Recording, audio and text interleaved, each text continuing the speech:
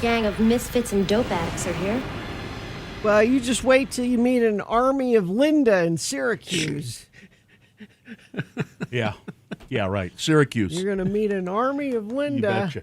In Syracuse. Syracuse. Is Bjork okay? Yeah, she's fine. okay. Good. That's really a good song. On this day, Yeah. in 1995, Bjork released her second solo studio album, Post, featuring Army of Me, Hyper Ballad, It's Oh So Quiet, Isobel, possibly maybe, and I Miss You. She said about that song, what the song is really about is people who are complaining all the time. Mm-hmm. Get over it. She says, I'm a polar bear. I'm with 500 polar bears just trampling over a city. The lyric is about people who feel sorry for themselves all the time and don't get their ass together. Shut up, you. Now, I have never seen the video. Here's how it's described, and we must see this. Directed by Michael Gondry, it features Bjork driving an enormous vehicle through a city, fighting a gorilla dentist Yeah. to get back a diamond he took from her mouth. Bjork is an unusual person. And you know, when you look in the dictionary for the word avant-garde, you'll see a picture of Bjork, who took a diamond from her mouth, bombing a museum with dynamite to free a boy. And my God, Here, I'll share it so people. she is amazing. Her voice has been described as elastic. Elastic, eh? Yeah. She is really Because it can astonishing. sound dainty and it can sound gravelly and Yep. harsh. Yep. And She's just excellent. My God. actually, this song is the best representation of that. She goes all over the Yeah, place. and- it's really good. Oh, so still. Shh, shh, you're all alone. Shh, shh, and so peaceful until you fall in love. Simple, the sky up above. Simple is caving in. Wow, wow. You never been so nuts about a guy you wanna love. You wanna cry, you cross your heart and hope to die till it's over, and then She really is just the best. And if you go through and look into her career and just look at all of the costumes that she's done, and she does a lot of acting too. And she's Sugar Cubes, too, of course. Yeah. Yep. Not just her solo stuff. This is a cool song, too. Which one is this? Hyper ballad.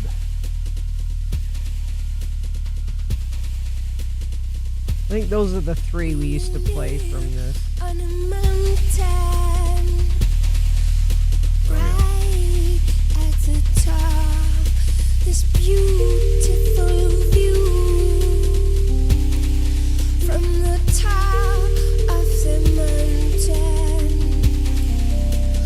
Every morning I walk towards the edge and throw little things out, like car parts, bottles and cutlery, or whatever I find lying around. It's become a habit. How about just a little motor crash? Just a little bit of motor crash. Just That's a hint of yeah. That's Motor I Crash. really that's one of the, I think it's maybe the first one I ever heard by her. This is Sugar Cubes. Riding on my bicycle, I saw a motor crash, a proper motor crash. Lots of spectators, rushed to the center. So the injured parents, cuts on the children. An awful motor crash, dangerous motor crash, very bloody. Motor crash, motor crash. Bill, Bill, you're She's good. from Iceland, you know. Well, I was just gonna say you're good at saying difficult to pronounce names. How do you say her last name? I think let me go look at it. I think it's Gudmund's daughter, as I recall. Yeah. Let me look though. I think it means she's the daughter of somebody named Gudmund. That's Icelandic names are also are Literal? always son of or daughter of. Yeah, it's Gudmund's daughter. Yeah, she's the daughter of somebody named Gudmund's daughter. Gudmundsdóttir. Gudmundsdóttir. Born and raised in Reykjavik. How old is Bjork now? She's 60. My God. You should just look her up. Just look at images of Bjork. My God. She's fun. I think that's a little No? too mild, Gina. Oh, you know what? She's just fun. No, I don't think that's it. Really, no. She's like She's the a walking art project. yes. She's the epitome of art. If I always wanted to be that sort of an artist. She can do almost anything, and dabbles in everything, and usually does it pretty damn well. Her life is an art. You're right. Mm-hmm. Yeah. All right, well, there you go. This has been Farting Around with Carrie, Bill, and Gina on X96, Radio from Hell. All right, then we will take a break here, and then we will come back, and you can check in with us. What'd you guys do this weekend? Just let us know what you did this weekend. 877-602-9696 is the number. Check in with us. If you maybe you saw us this weekend somewhere out and about. You could talk about that. You can also text us if you'd like, and that number is 33986. Need some geek news? Carrie brings you up to date twice.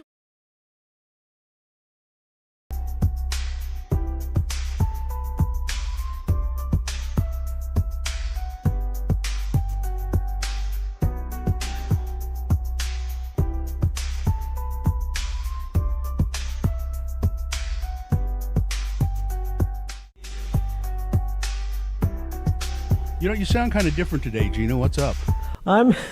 Is it because I'm all the way over here in Florida? It's so far away. She's going to come back sick again, and you guys are going to be so mad. It never fails. It's Festus, my sailor son. He's in the Navy here in Florida, Ahoy. and he broke his leg. Tell us about that, Yeah. Festus. So there was this baby. The baby was drowning in Don't the river. lie. And I have to come up with a cool story because the real story is not cool at all. Well, what's the real story? I went boating out on the St. Johns River, and we pulled up to like this little embankment and anchored the boat. And I was like, oh, it'd be kind of cool to jump off the back of the boat and make a little splash. So I jump off the back of the boat, and it turns out the ground was much closer than I thought it was. And I shattered my tibia and my fibula. Ah, That And must he's- have been thrilling. Yeah, it was a lot of fun. He got an ambulance ride. With the sirens and the lights. that is such a Florida man accident. You are officially a Florida man now. How much beer was involved in this? I only had 2, Bill. Okay, all right. They were IPAs, but I had 2. And he had surgery. He's got it's not a titanium. We don't know what kind of metal it is. Rod that goes from his knee down to his ankle. Probably iron. You got It's one that can't be detected in. I guess the metal detectors don't pick it up. It's a new kind of thing. Oh, really? Because I've got all kinds of titanium in me, and it picks it all up. But he's kind of down for the count for 6 weeks. So I came out to help him for a little bit of that time. Plus, I wanted to see him because my baby was hurt. What's the progress? I mean, what's the prognosis? Of the doctor say eventually you'll be pretty good? And He said 100% in a few months, but I can't even put any weight on it for about another month or so. And then there's physical therapy and all that. But he said it's likely I'd be back at 100%. do you have physical therapy now, or do you have to wait even for that? I have to wait for that. I have another appointment like at the end of June, and then after that I can start stretching. Are they going to kick you out of the Navy? No, he said he would try to prevent that because he was in the Navy too. He just retired. He was a captain. But was that a question? I mean, Yeah, definitely. It was a possibility depending on the prognosis. If I couldn't get back to what they call fit for full duty, Exactly. then eventually I would get separated. But he's thinking that won't happen. and so is it? I mean, are you in pain now? Oh yeah. I shattered my tibia, Bill. I mean, it hurts. What? It was so bad that while we were at the doctor's office, he was calling in other people to come in and look at his x-rays because they're like, oh, is this the one we heard about? You got to see this. guy out. If you go to x96.com/live, you can see Gina and Festus there. What do you? That's the Waffle House. Oh, we Waffle went to House. Waffle House. We laid out the handicap parking space at Waffle House. Did you We have? don't have anything, the Gina? sticker, but we did it anyway. Did you have anything, Gina? Yeah, I had a waffle. Oh, okay. They have meat. They have meat and bread there. Yeah, I had bacon. I You just have thought hash you. browns. You like hash browns? Yeah. I just thought you'd be afraid to eat at a Waffle House in general. Oh, I was. And the only other thing we've been able to do is go to movies. I've been trying to talk him into doing other things. I'm like, let's go for a drive. Let's go look at the Okefenokee Swamp. And he's, I don't want to look at things I can't go walk in. This is depressing. This is true. Yeah. That's, I'm going to appreciate walking so much more now. as Kyle would want you to. That's exactly Kyle's point. That's what that reminded me of. He has a good point. But we've been going to movies. Well, hang 'cause on to that's- that. I just got Oh. word that Jonathan can't make it. Oh, okay. Well, we'll tell So you we'll what we've been up to. we'll talk about what you've been up to down in Jacksonville Okay. in the break.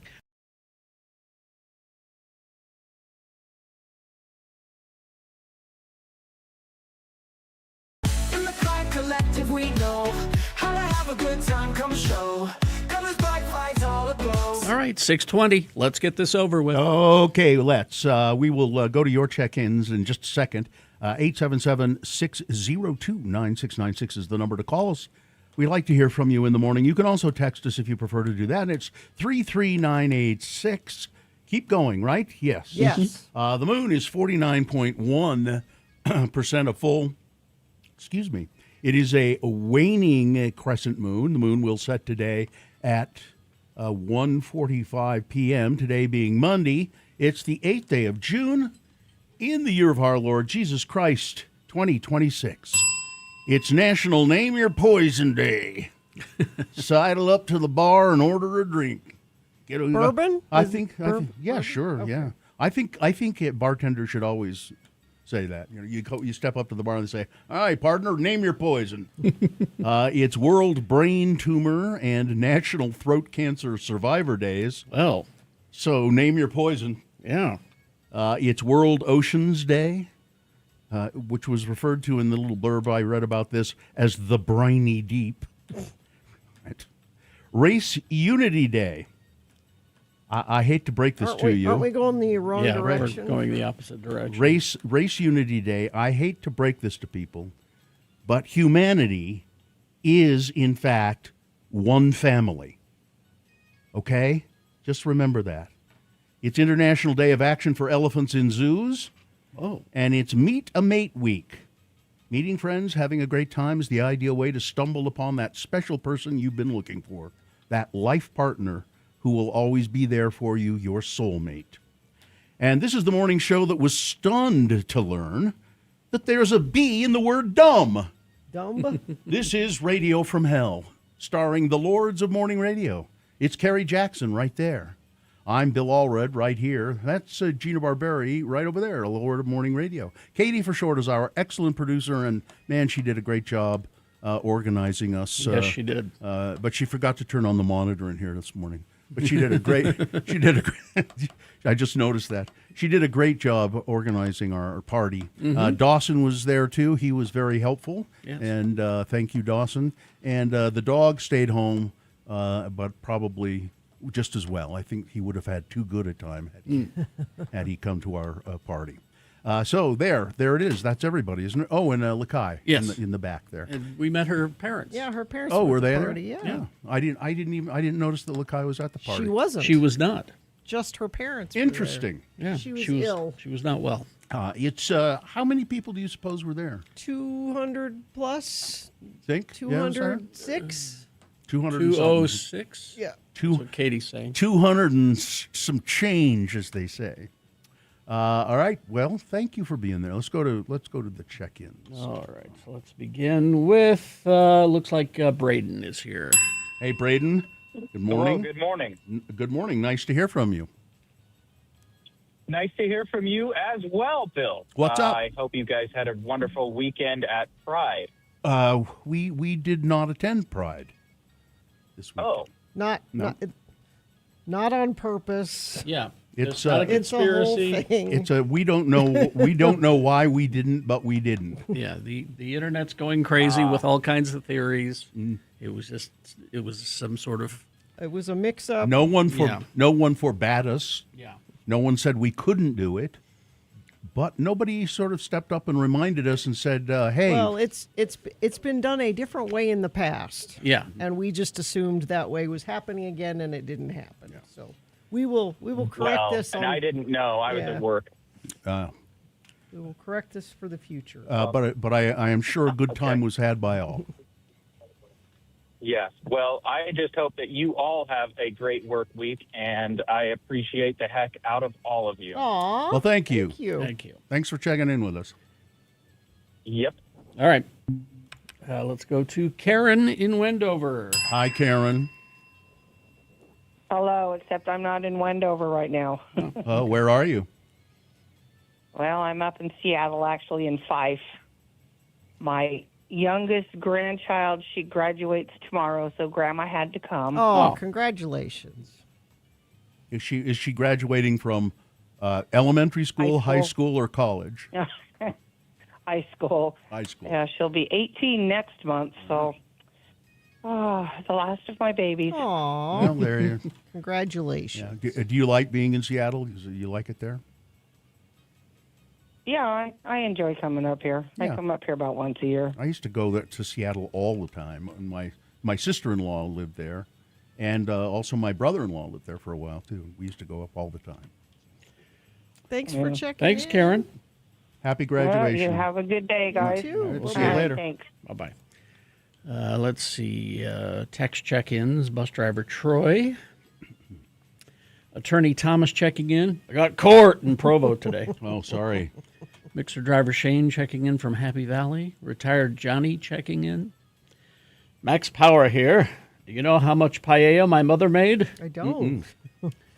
Zane in Dallas checking in. Mill Creek Coffee. He didn't even try. Just Yeah, Milk that Creek just as coffee. well. Mill Creek. How was the party? Who's doing sports? It I was believe. great. I believe Amy's coming in with Yeah, sports, I think right? so. Yeah. They were Amy and Amy very and Ed. important sports were both at the Yes. party. Let's see. Dr. Neil here, getting ready for Radio from Hell's 41st birthday party. Right. Yeah, we're starting to prepare now. Richard, who's not a dick, checking in. Mike in Nashville checking in. Had a hell of a good time at the Dave Matthews Band show this weekend. Kind of disappointed I didn't see any of you guys there. Well, we were a little busy. Yeah. Mishak of Erta checking in. Thanks for the tears, laughter, and memories. Curtis from Clearfield checking in. Kelly and the Shih Tzus in Centerville. We want ice cream for breakfast. Then you shall have ice cream for breakfast. Jennifer from Lehigh. I love listening to you guys. What I did this weekend was I became a grandma. Oh, congratulations. Grandma Jennifer? Grandma Jennifer. Let's go to Tom. Hello, Tom. Hi, Tom. Where are you calling from? Thomas Salt Lake. How are you? Good. What's up today? Hey, just want to let everybody know. Got another granddaughter. Oh. So that's 6 grandkids. 1 boy, the rest girls. Amazing. Where'd you Well, pick this one up? We picked this one up, just down the road, but It's my Grandparents' youngest Day son, here my on the Radio youngest from son Hell Show. had their baby. So No, nice. fantastic. That's great. Congratulations. Congratulations.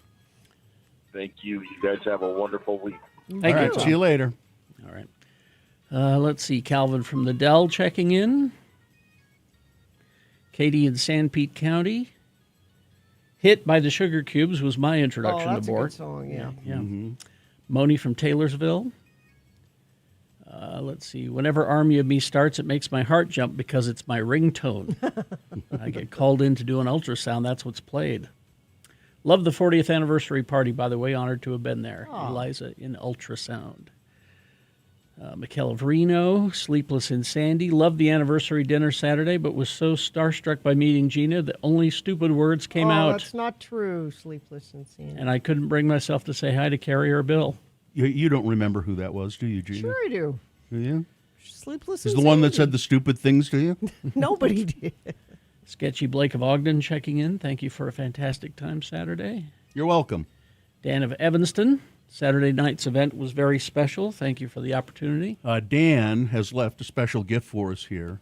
Several people Yeah, did. It's a There's a whole bunch. bunch of mini bottles, and I looked in the bag, Dan. It's a giant box of Tim Tams, which are lovely cookies. Yes.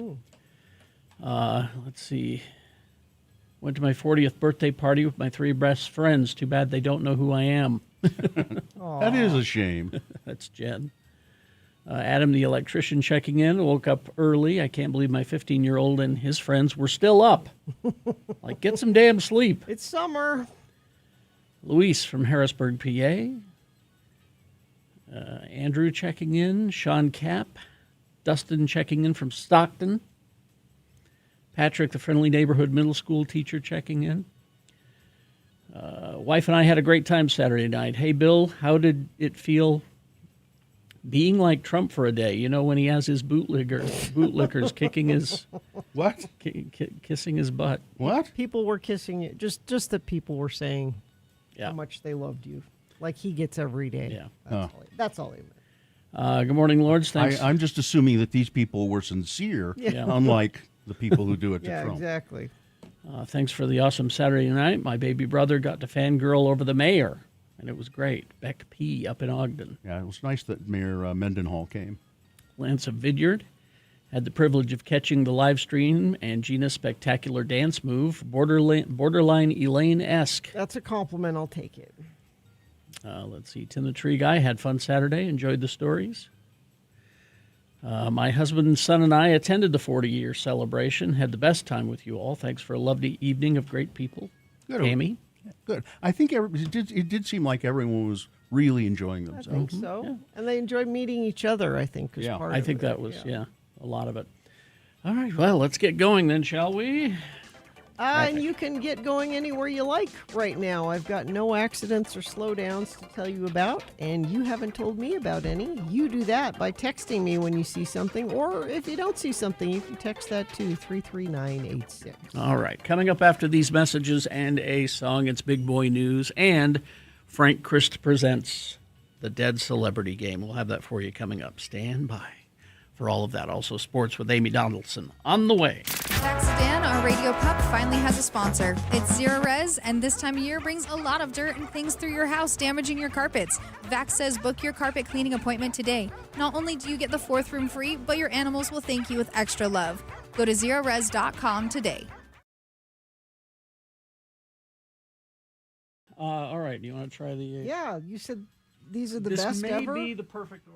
Now, how did this? Well, what makes you say that? Sue ordered some of those the pretzel The chocolate horrible- ones, the horrible ones that you pretzel? don't Not like. horrible. And these came in the package with it. Oh, like a bonus? Yeah, Like, you may also like this? yeah. The flavor's good, and what's better is the size. Oh, it's a thin Oreo. Tiramisu. Tiramisu. Okay. You get that kind of coffee flavor in there. Does that mean jump up and kiss me? You get the chocolate and coffee flavor, and because they're thins, they're just the right amount. Shall I share them with our guests? Yes, please. I do like the thin Oreo. The thin Oreo works, doesn't it? Yeah, this just tastes like a coffee Yeah. coffee cream It's Oreo. it's just enough, right? Huh. Okay, now try Oh, you got another one. there's the lemon. Okay. Now Sue didn't care for the lemon. Those are really good. I like the lemon. Okay.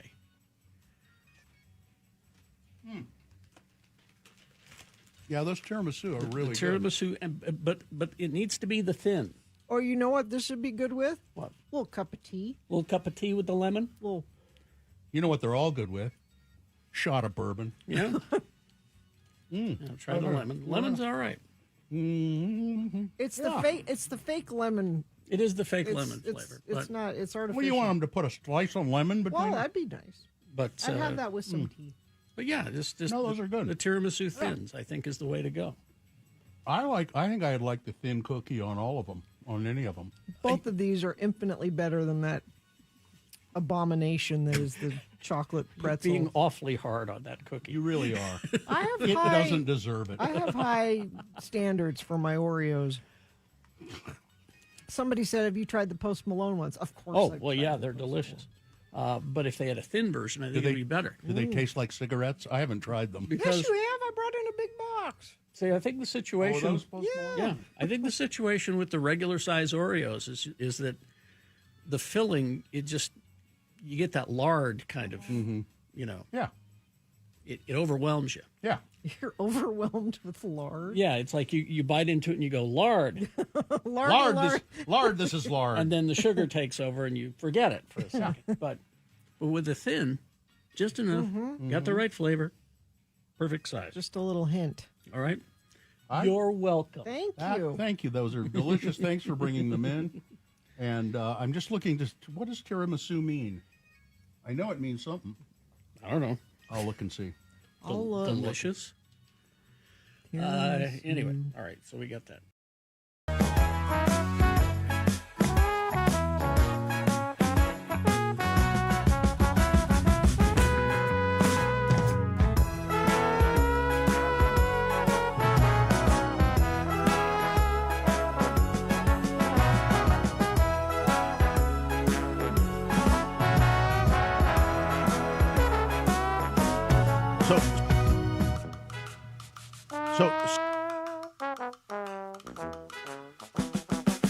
I don't want to bite into any creamy butter. If I can be guaranteed an even distribution of melted butter on the toast. You're that's complaining about too many choices. She's complaining about. I just, the reason I brought it overwhelms me. It makes me feel inadequate. That's the problem. That's what it is. You're over. Yeah, because these are all delicious. Yeah, they look great, but I'm overwhelmed. Now what do I do? I'm just a humble grilled cheese sandwich. Toss a coin. You need fewer options, is what you're saying. If they'd given you 3 grilled cheese, here are 3 grilled cheese recipes, that would be, okay, I'll pick one of these 3. It says 21 best grilled cheese sandwiches, and then you get to the bottom of the list, and it says, want more from the Pioneer Woman? Because she'll give it to you. Those are all Pioneer Woman grilled cheese recipes. All of those come from one. Clearly she's part of the problem. Yeah, those were all from her website. And, I actually like some of her recipes. And I use them, but she's kind of bugs. Reed Drummond kind of bugs. Let's see. Lance from Vineyard. Here's your basic grilled cheese. This is all you need. Butter, Grandma Sycamore's white bread, Kraft American slices, and a pickle. You know what I made my grilled cheese on? I got kind of bougie about it. I had a brioche hamburger roll, so I made my grilled cheese now sandwich part of the problem. On a. Tell Gina they have spray butter. Yeah, that's true. So you could. Is it butter though? Yeah, it is. It's not. No, I think it is. How could it be? Sue's been doing research on food. Yeah. She found out what these non-butter things are. It's just chemicals? It's chemicals. Yeah. It's all chemicals. Butter-flavored chemicals? Yeah. Let me look. Here it says spray butter for making grilled cheese sandwiches. That ain't butter. I can't believe it's not butter, but it's not. Our house, it's real butter, vitamin D milk, none of this stuff. Are you salted butter or unsalted butter? We have both. Just in case? Yeah, we do too. Yes. Okay. Unsalted for baking. But I use a lot of times instead of butter, I use mayonnaise. Yes. Because that makes the bread really crispy. But I didn't. I just used butter last, and I used kind of too much butter. It was like sort of dripping off the sandwich, and it was a little too. The words "too much butter" are not allowed in my house. I know. Right? There's no such thing. No such thing as too much butter. The Philly cheesesteak grilled cheese sandwich? That's just a Philly cheesesteak then. It's too confusing. But you grilled the bread, and it's a panini. Radio from Hell would like to apologize for the political nature of this previous discussion. The show is so political. You liberals and your woke grilled cheese. All right, 6:38 right now. It is time for some big boy news and opinion window. Right after that, it's Frank Christ presents They're Fine, They're Just Fine, the Dead Celebrity Game. We'll give you a list of 4 celebrity names. 3 of those celebrities are just fine. One of them is dead, and if you pick the dead one correctly, you're going to win tickets to the Utah Arts Festival. Arts Festival tickets. And all you got to do is sit through a game of Frank Christ Presents. 877-602-9696 is the number to call. Get in line. The sooner the better to get those Arts Festival tickets. Right now it's Big Boy News and Opinioendo, brought to you by... At Shriners, the most advanced scoliosis procedures are born. They deliver access to the world's best doctors for nearly every pediatric orthopedic condition.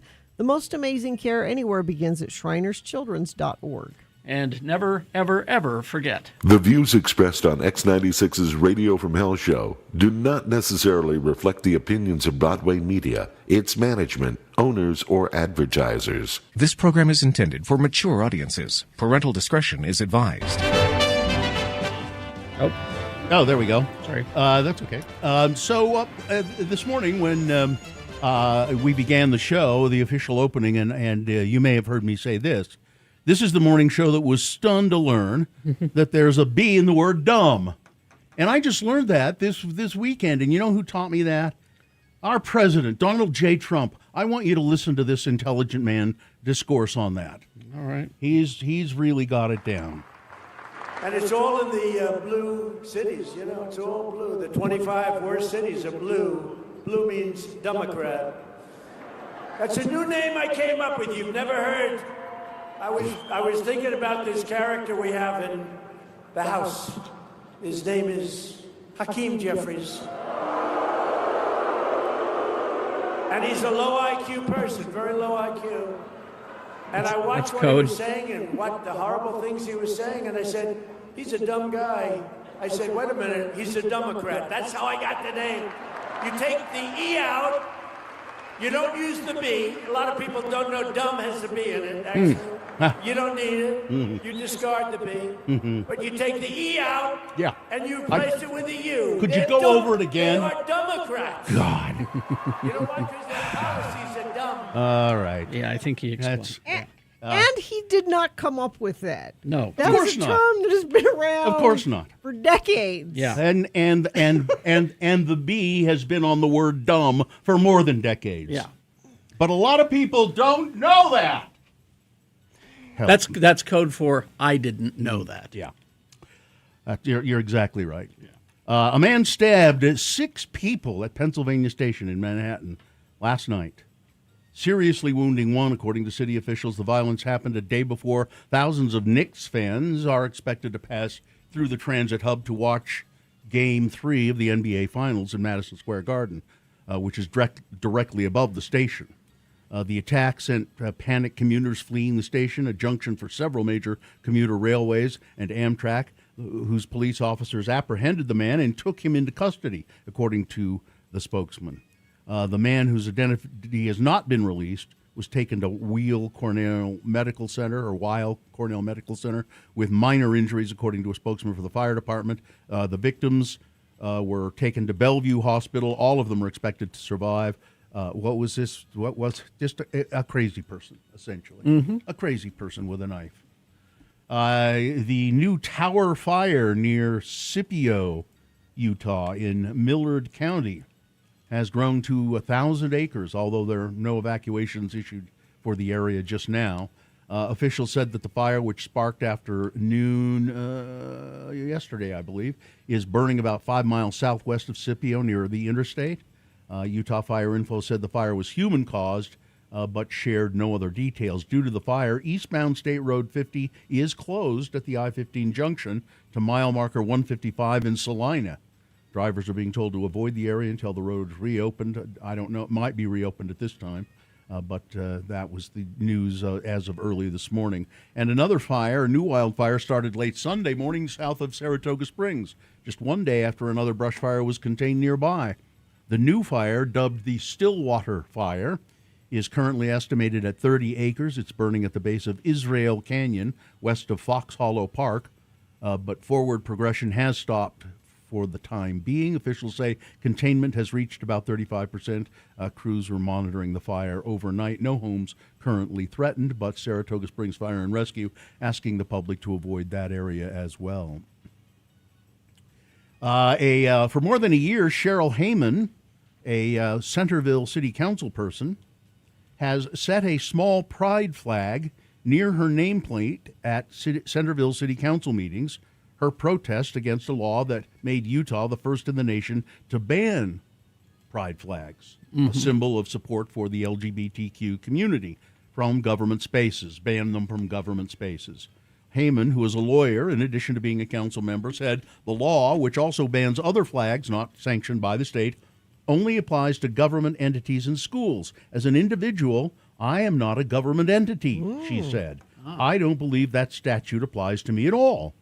Some residents think otherwise, and they have complained to the Utah State Auditor, whose office is responsible for enforcing the ban. The office has since asked Heyman and the council to explain why the display is not a violation of law. Heyman, however, says she's not backing down. Good for her. If the auditor's office concludes that my individual display of a pride flag somehow constitutes a violation of the statute, I will pursue all legal remedies to protect my right to free speech, Heyman said. If it is determined a violation occurred, Heyman and the council would have 30 days to remedy the situation by removing the flag. After that, fines could be imposed by the state of Utah against Ms. Heyman and Centerville City.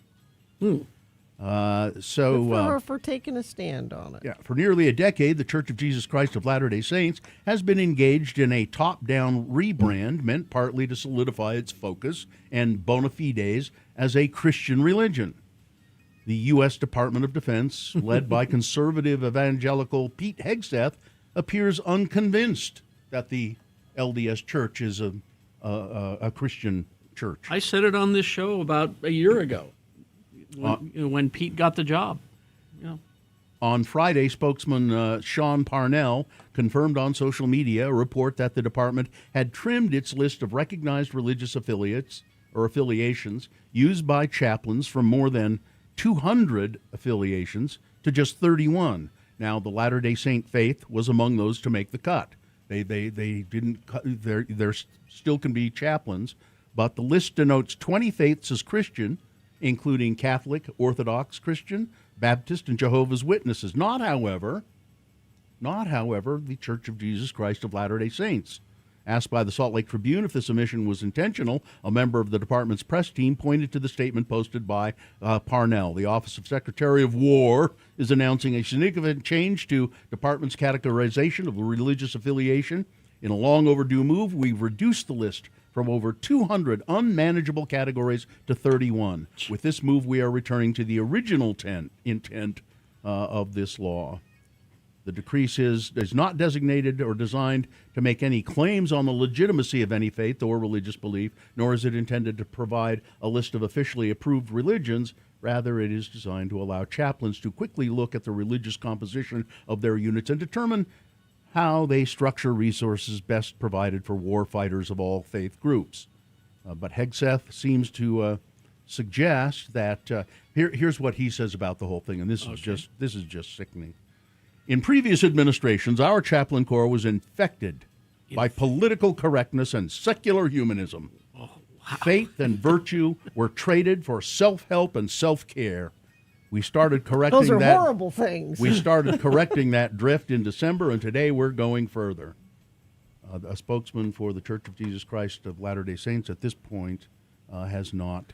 Mike Lee was he's apoplectic, outraged. Yeah. and he tweeted this morning. I bet he put 200 tweets up about Yeah. this morning. He said, Yeah. I have spoken with President Trump, and I can't say what we talked about, but I'm very happy, and he's going to fix this. So, well, we'll see. I said a year ago, they want to be Christian nationalists, and that does not include you, Mormons. Sorry. No, it doesn't include a lot of people. Yeah. Not just people of the Church of Jesus Christ of Latter-day Saints. Christian nationalists are...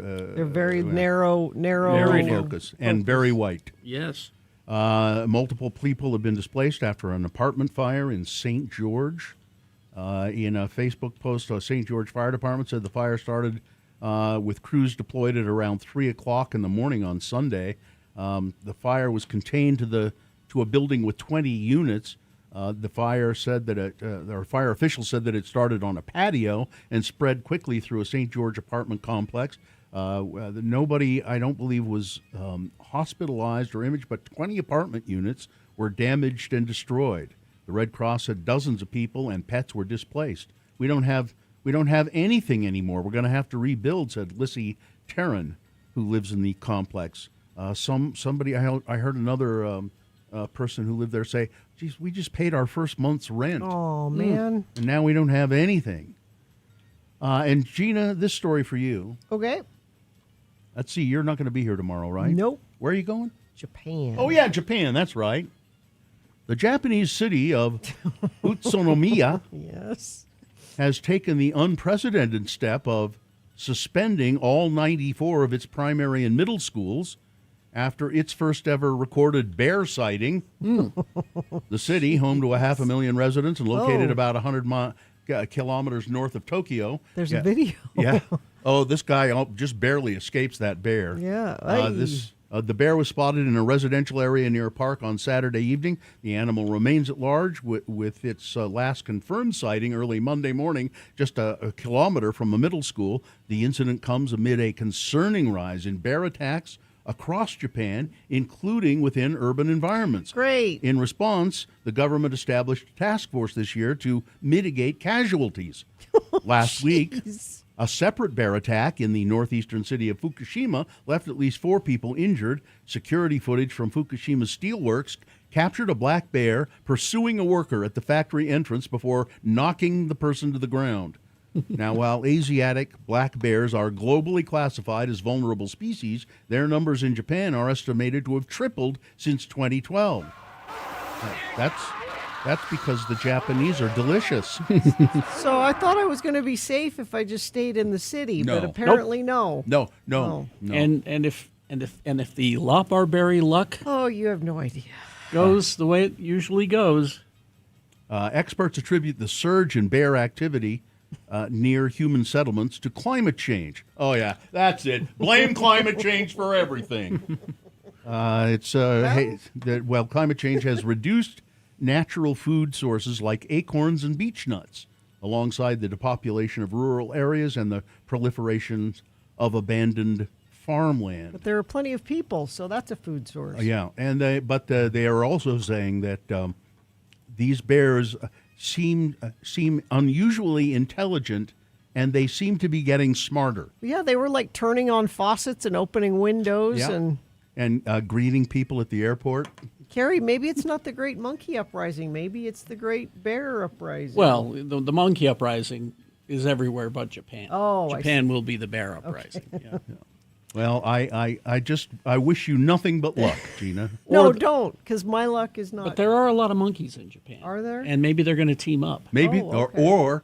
or what about a war between the bears, and the monkeys? Yeah. My money's on the monkeys. All right.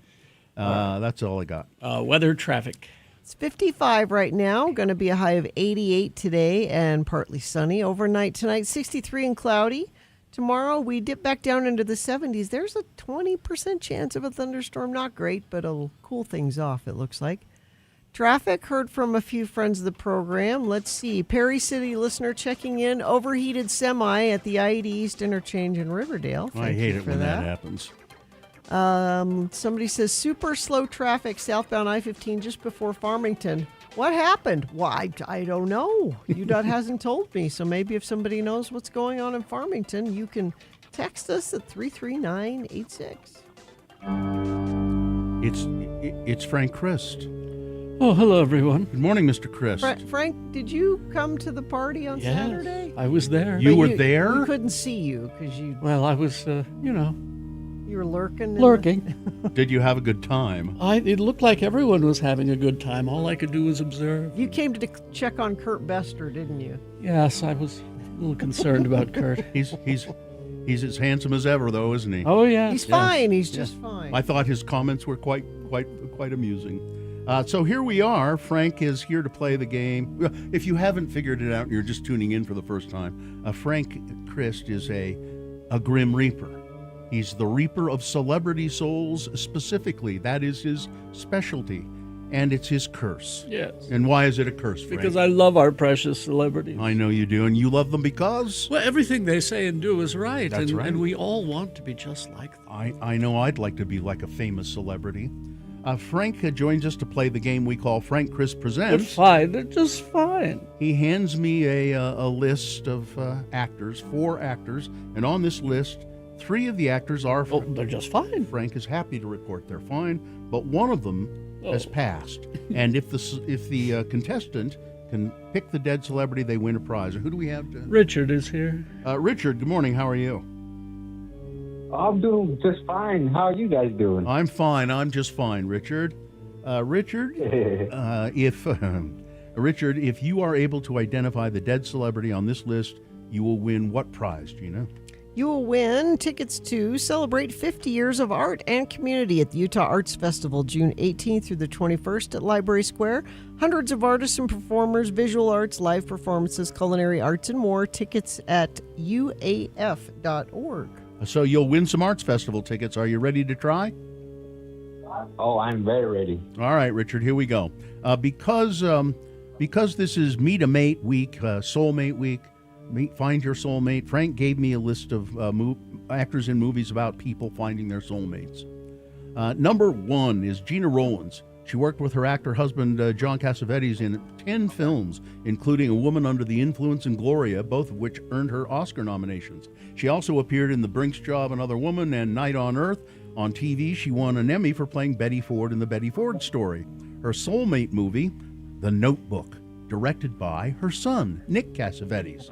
It's about true soulmates who remain connected even when memory begins to fade. Number 1 is Gina Rowlands. Number 2, Mary Lynn Rashkub. She's probably best known as Chloe on the TV show 24. She was also Gail the Snail in It's Always Sunny in Philadelphia, and regular cast member on Mr. Show with Bob and David. She was also in Little Miss Sunshine. Her soulmate movie, Punch Drunk Love, a unique romantic thriller illustrating love as a violent, beautiful, stabilizing force.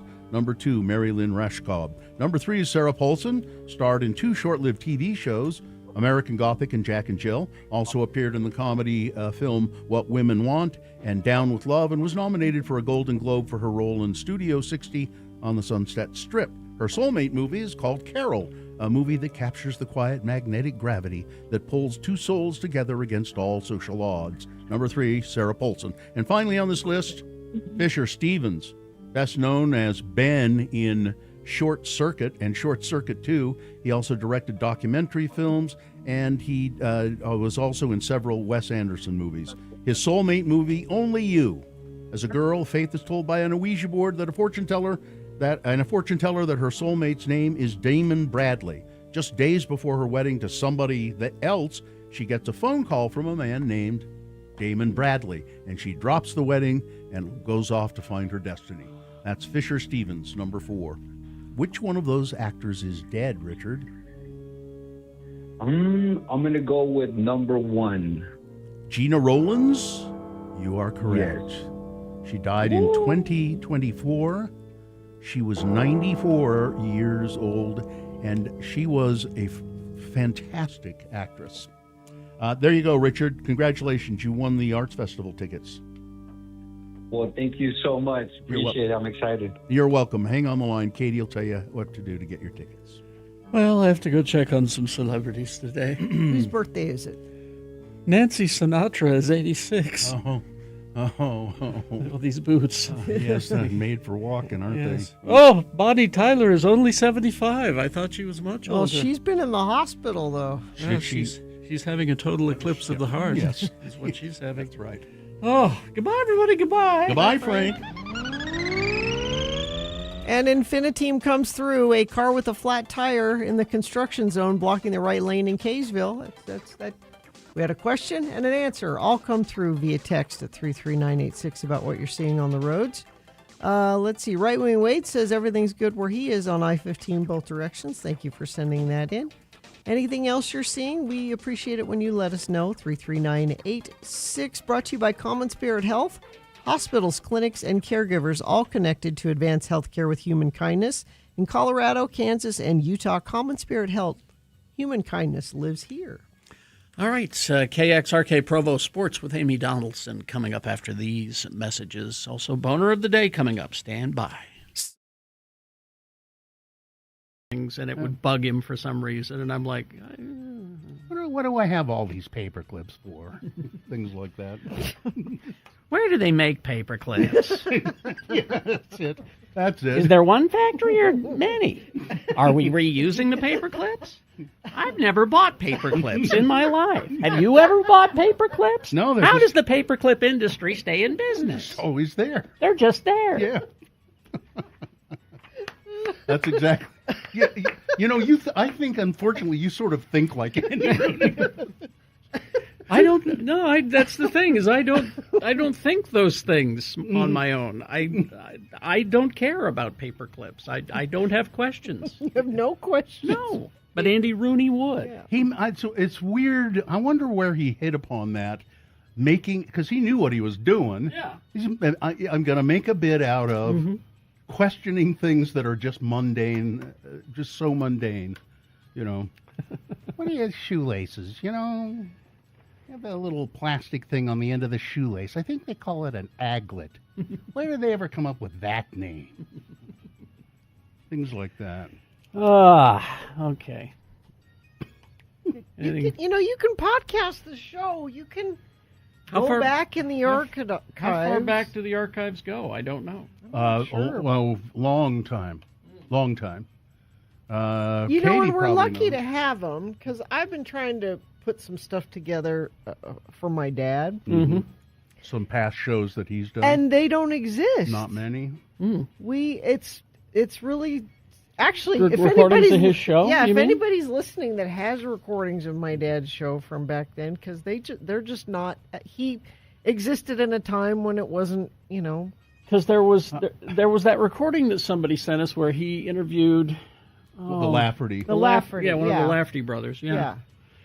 And that was interesting to hear. Yeah, but just his regular show. But not his regular show. There must be somewhere. So years ago, I got contacted by a librarian up at the University of Utah, Mhm. and he said, "We have, we collect things up here, archives for the community, and we would like you. Do you have any old tapes and things of your old shows and stuff?"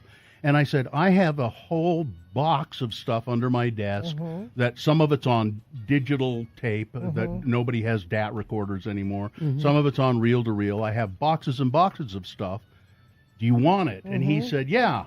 And they came and got it, and it was and I never followed up. Oh, I did once, and somebody said, "Oh yeah, the stuff is still here. We had trouble finding a digital recorder, a DAT player." But I wonder what's become of that because they wanted to make a collection out of it. I don't know. Because we've got a bunch of stuff still on DAT. Yeah, and we don't have a DAT player to play it in. My dad gave a bunch of reel-to-reels to somebody similar to that, and they said, "Oh, I'll transfer these to disc." But it wasn't his show. It was like Kerry has all of his sound effects and little drops and things in the computer here. But my dad had them all on reels or on carts. Yeah, I've got a bunch of that stuff on cart and reel that are just gathering dust. So all I have is a bunch of sound effects and funny songs and things, but it's not his show. It's the stuff he would use on his show. Well, I would like to have access to a reel-to-reel and all that stuff so I could transfer it to a hard drive or a... I'll bet you can buy a reel-to-reel player, used on eBay or something, Or like a pawn shop. for not a lot of money too. Probably I'm even sure. a DAT player. Probably. According to Katie, if you go to Spreaker, which is where the Radio from Hell podcast is hosted, you can go back to May 17th, 2017. 2017. That's the first podcast episode on Spreaker. So, yeah. There you go. Okay.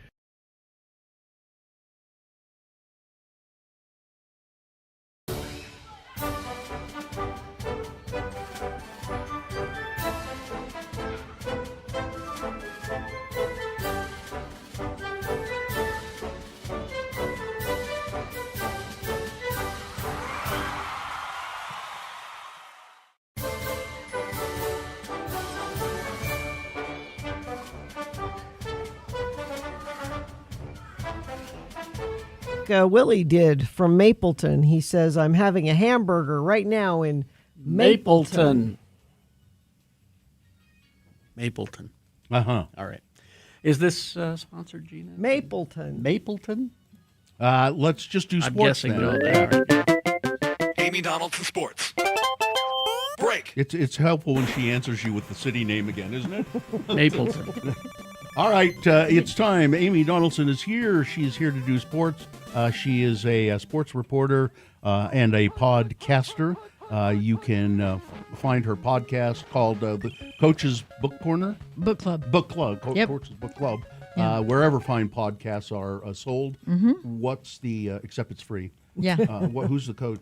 Joe DeRazio. He's actually the GM of Utah football, which is a new position, and it's kind of interesting to talk to him about how that evolved. What is Utah football? University of Utah football. Okay. Yeah. Well, you yeah. just said Utah football. Well, that's what they... I figured that. We probably, then it would be... I don't know. Yeah. The Utes. Okay. Gina's team. I got it. Gina's new BFF. Because if he does his job well, then they'll do well. Excellent. So yeah, he's a super interesting guy and has some non-traditional beliefs. What's his book? So he, The Stoic by Ryan Holiday. So the book of the month is by Morgan Scally, his head coach, his new boss. But they actually talked about this book. They've been talking about this book for years, like 10 years. And that's Ego is the Enemy. And so that's the book of the month. But he talked about some of the other books, Obstacle is the Way by Ryan Holiday. And you can also like get his newsletter, the Daily Stoic. The Stoic by Ryan Holiday. Yeah. Yep. Mm-hmm. He's awesome. I love him so much. Yeah, he's on all the Is socials. he a Ute? No. Okay. He's an honorary Ute now. He's I an- think. They're all required to read Ego's the Enemy, so But maybe it's great. I mean, we have the Daily Stoic just out on a coffee table, and Mhm. it's a great just kind of pick it up and read a page or two. It's, yeah. I've had a lot of them say that. Like if you're not a big reader or you don't want to read a big like I thought Ego is the Enemy was pretty easy to read, but yeah, it's something you could just get a little lesson of. Yeah, from. Daily Yeah. Stoic takes one just thought from one of the Stoics, and then Marcus Ryan Holiday- Aurelius, Seneca, and then he kind of distills it down into more colloquial language. Say the name of the other book again. Obstacle is the Way, Ego is the Enemy. Obstacle is the Way, Ego is the Enemy. They're both by Ryan Holiday. Oh, they're Mhm. two different books. Mhm, They are. Ego is the Enemy is actually our choice.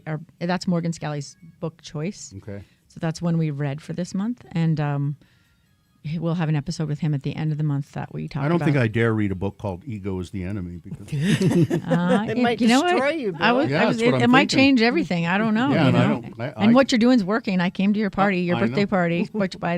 Congratulations! It was an amazing party Thank and a ton of fun. And the only thing I regretted was that I didn't apologize to the poor guy who tried to apply to the X96 legal department 30 years ago.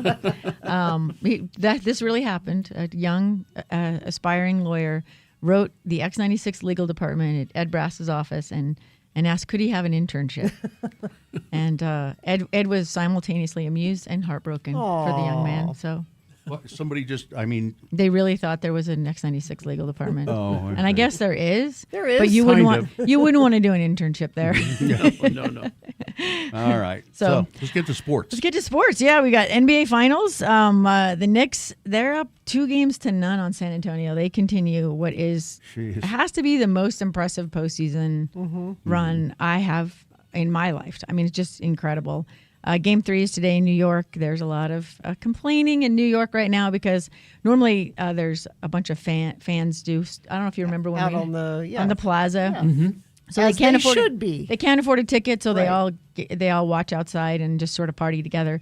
Not allowed. Didn't get a permit for that because and there's dueling press releases on this. But bottom line is because the president is going to the game, they can't do the Secret Service can't keep it secure, so they can't party. You know, on plaza. if I were the president Mhm. and I thought, I'd really like to go to that game, and I say, okay, we'll go to the game, and then I heard that, well, they're going to have to. I'd say, I'm not going to go.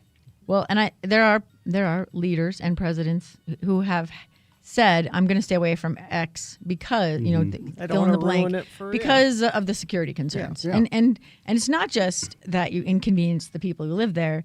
It's that it puts the people who are trying to keep you safe, it also puts them in jeopardy. Yes. So these kind of things are already targets. They're already really difficult to secure. Yeah. But yeah, so anyway, they have to party at home or find a bar. I'm sure there will be. I'm sure they will party somewhere. Do you else. think the Knicks will win it in 4? I do. Based on the way they're playing, they're going back home. Yeah. They're playing in Madison Square Garden. 2 games too, right? And it's 2. If they win these 2 games, it's. I mean, and I think that's what the fans are upset about. They're like, we're only getting 2 games. These guys are on a roll. There's no way. I mean, That's why there will be a conversation about we got to throw one so we can play one more game. We got to do one. No, because I don't think I so. don't think they will. They want to win it. They want to win it. And I think this Maybe again, that's the way they do things in your world, Gina. That's why Gina and I have never won championships because we'd be thinking of, can we just stretch this out a little longer? more. How can we prolong this? Another team that's looking amazing in the postseason, Las Vegas Golden Knights. They lead the Stanley Cup Finals 2-1 after a double overtime win against the Carolina Hurricanes on Saturday. Mitch Marner, I think the last time he had the fastest hat trick in NHL history. Explain to everybody what His a hat trick is 3 goals, and he did it in, I believe, 6 or 7. It's ridiculous. Oh. And the last time there was a hat trick scored in the finals by one guy, I think it was in 1955. So anyway, everyone's calling this the game that just happened the most exciting finals game they've seen in years. So again, really interesting, fun playoff sports. Game 4 for them is tomorrow in Las Vegas. So see what happens. But they only lead 2-1, so they cannot close it out tomorrow. The 158th Belmont Stakes was run, and guess who won? Golden Tempo. Woo! Yeah, and came from behind. If you So haven't, it looked exactly the same. if you haven't watched it, I highly recommend. it's very impressive. fun. Yeah, and so muddy, right? Like Mhm. the jockey had mud, like he ate like a mud cake or something. It was. He's a mudder, Jerry. His Yeah. mother was a mother. So yeah, the trainer Sherry DeVoe makes history again. No woman has ever won the Belmont either. So yeah, it's really really cool. And remember that she held him out of Preakness, which and was the every- right move. That's right. And actually, I hadn't watched the Preakness, so I hadn't actually even heard much about it. So I went back and watched it because I wanted to see how many of the horses that were, and it was mostly different horses. Yeah, because it's too close. They're It's a too close It's together. too close, and they're totally different races, Yeah. right? Okay. And so let's see. Commandment was number 2, and Renegade was 3rd, and I believe his brother was riding Renegade. Renegade was the favorite going into the race, but lost. Let's see. Congrats to the Utah Falcons. Their season is over. They lost 20-0 to the San Diego Rebellion in the Western Conference Finals. In the Women's Football League, the Texas Spartans will take on the San Diego Rebellion, as I just said, on June 21st. And I believe there's some streaming for that, but it's like a weird, I'd never heard of it. It was like Victory Watch or something. I don't know. So, but yeah, you can, on the Utah Falcons Facebook page, you can see how you can watch them and support them. But really amazing season for them. They had their coach come back out of retirement and just turned it on. Great season for them. All kinds of World Cup issues. so many. Like the first Oh. game is today The or tomorrow? 11th. The The 11th. 11th is when it starts. But I mean, they're playing little practice In games. yeah, there's Mexico City, right? There's friendlies and No, and we've had some here. yeah, We've had and they're everywhere. yeah, and Yeah. the idea is in all No, of the North first America. game is in Mexico City. Yeah, all of across the North America, there would be these games, and people could get a visa that would allow them to go to a game in Mexico and then maybe the U.S. or go to Canada. And it's not really working that way, especially if you're on this list of special countries, which is like literally every country. I don't know I which. think it's interesting, though, that Iran's soccer team is coming. Yeah. Oh, yeah, they're Well, here. they're based in Tijuana, Mexico. They were supposed to be in Arizona, U.S. They have to fly to Mexico after every game, depending on how many they play. They are not allowed to sleep on U.S. So they have to soil. come and leave the Really? same day. It's never been asked of a World Cup team in history for any reason. And what I think I looked, there's 14 of their team officials and support staff were denied entry. Yep. Yeah. Their captain was held in questioning for 7 hours. Jesus. So yeah, and this is just one team. I mean, and I understand the issues with the Iranian team, but it's certain countries like Haiti, Senegal, the Ivory Coast.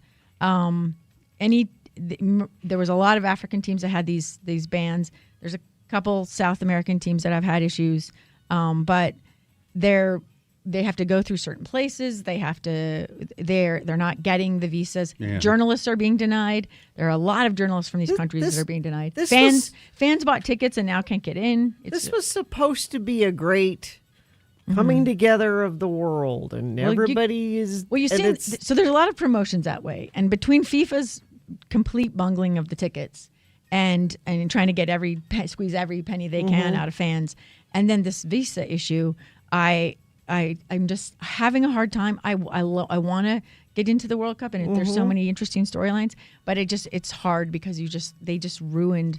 They did. They took Well- something that could have been really fun. I don't know about you three, but I'm proud to be an American right now. Well, I mean, I'm always it's a different thing. Yeah, I don't think it's about being proud to be an American. I want people to come here and partake Feel in welcome. our country. I'm proud the way our and government spend is money treating on our these people. cheeseburgers, right? Like, let's get some cheeseburgers sold. So I don't know. It's and I see what Seattle did with the soccer. They just turned this pier into a soccer extravaganza. Both the pro teams great. there. It's like some of the cities are doing amazing Yeah. things, and I hope fans are able to enjoy it. And Yeah. some fans will, but not some fans from certain countries. So Yeah, well, they're. Thanks, Now Amy. I'm sad. now you're sad. Yes. It's my job. I came to make you Amy sad. Donaldson came to make us feel down about sports. Sports is supposed to make you feel better about things. All right, Read Amy the Daily Donaldson. Stoic. You'll feel better. Okay, I will. Amy Donaldson, you can find her podcast, The Coach's Book Club. It's out right now. Go get it. And you can find Amy's stuff, AD on Sports. Thank you. Thank you, Amy. Traffic, Gina, please. Got a disabled vehicle northbound I-215 west at 2nd North in Salt Lake. Right lane of 4 blocked. Crash northbound Mountain View corridor 126 South in Riverton. And let me check our message stream, see if anybody sent anything in via text in a minute. No, you haven't, but you can if you see something. Let us know, 33986. All right, here are the boner candidates you'll be voting for momentarily. Boner candidate number 1, you can't behave that way in Skegness. Boner candidate number 2, Utah drivers making Utah proud. And boner candidate number 3, this is in no way what the FCC is meant to be. It sounds like weaponizing the government to me. Yes. All right, we got boners, big boy news, all coming up after these messages and a song. Stand by for all of that. RandLife.com/X96. Okay. You got some money. You got enough money. You think I can make a mortgage payment? Oh, wait a minute. What about this huge down payment I have to make? That's where a lot of people get tripped up. Well, that's why Rand Life, local mortgage company, that's what they're here to help you with. With their new in-house down payment assistance program, Rand Life will help cover upfront costs like the big down payment or the closing costs and the closing costs so that you can get into your home sooner. They offer a couple of different options designed to fit different financial situations. You choose what works best for you. They'll help you figure that out at Rand Life. It's all about making the path to home ownership simpler, more accessible, and less stressful. You know, your front door might be closer than you think, buddy. You can get to the house you always wanted. Visit randlife.com/X96 to learn more. That's randlife.com/X96. 28 years later, except it's not really, it's 23, I think. Well, in the movie. Now. I know, but I mean in real time. In reality, yeah. It was 20. Anyway, I saw it a week ago. A little while ago. And I really enjoyed it. It's beautifully filmed. It's scary. It's the zombies are cool. This was the first movie Gina and I have gone to see in a theater together. It's true. Well, and she got to see my anticipation and yelling at the screen in silence. luckily, there weren't very many other people in the theater. No. It was a 11 o'clock screening on a the best Monday. time to Well, go. let's begin with how was the person that I thought should play the Invisible Woman in the Fantastic Four movie, Jodie Comer. How was she? Great. Fantastic. I love her so much. It's amazing that she can play a kind of a comatose, ill person and yet do it with so much variety. She's the mom. Yes. She's the mom to Spike, who's the real star of The kid Yes. was like 11, 12 years old. He's 12 years old. Isn't he the actor that was in Jojo Rabbit? I don't know. I Might could be. not tell Is he? Let me the see. whole movie. And then what's Aaron Craven. Taylor Johnson? Yeah. Is the dad? Is that his name? Yes, Aaron Taylor Johnson. Craven. I got it. I thought. Yes. I thought I was saying the wrong Yeah. name. No, he was not in. No, JoJo. okay. He hasn't done much. He's pretty young. And Craven, he's always good though. I mean, he even took that crappy Craven movie and made me like him. Amen. Aaron Taylor Johnson. Yeah. He is, but I will say, not in this a whole lot. No, he is not the main character. All right. Not the main character. Although a lot pivots on him, And- and we won't say. Don't say what. No, I'm just going to say there is going to be another movie, and he'll be in. Yes. Yeah. It's not. They didn't kill him off. No, they What? shot him back to back, as I recall. Yeah. What was cool about it, I thought, one of the things was, so they live on this island Mm-hmm. where the zombies. They've managed to keep the zombies away. It's the what is it called? The Scottish. It's a real Isle? place, too. It is, yeah. And it's connected to the mainland by, but you can when the tide goes down, then you can walk across. It's a causeway. Oh, Yes. Okay. and that's really cool. Low tide is the only time you can cross it. High tide is too much. Hmm. And can the zombies not swim? Is that what these fast zombies? No. They That's can't why swim. they're Actually, The safe. infected cannot swim. That's why they're Yeah. safe. Okay. Yeah, and there's some there's some really slow zombies that are ground lovers. They're down on the ground. They're pretty creepy. That was cool and interesting to see. But I don't know, the big. Then there's a giant zombie, Yeah, and he's giant in many ways. and that's what everybody has been discussing. You know, I hardly even noticed that. I wasn't paying attention to that. Are we getting the spoilers here? No, no. I was. no, I because didn't this know. has been spoiled since the first people saw this movie. Okay. Yeah, I mean he's totally naked, and he's giant in many ways. Well, it makes sense that after 28 years, most of them would have lost their clothes. Thank you. That's exactly my Kind of explanation. makes sense. Why did you need that explanation? Well, because number one, The Walking Dead. There's always people and zombies walking around That's with clothes. because it's TV. I'm just saying this is one of the most accurate. Yes, with Yeah, the yes. fact that clothes Oh, very- deteriorate after yeah, so many yeah, years. very accurate. If zombies are on the British island, yeah. But now I was worried, Katie, it wasn't scary enough for you. It's not that it's scary. She's a professional. I know. No, I thought because there's an actual story here where there's not always something scary going on. But it's tense. It's very tense. It's very stress inducing to the point where Gina, we have these comfortable lounge chairs. We're sitting there, and I'm still sitting up like hand motioning to myself, like, what are you doing? Why are you doing this? Remind me to never go to a movie with you. Why are you I'm quiet. I just move my hands a lot. So it has a story, contrary to what some people in this building say. and then what's his name? Ray Fiennes was.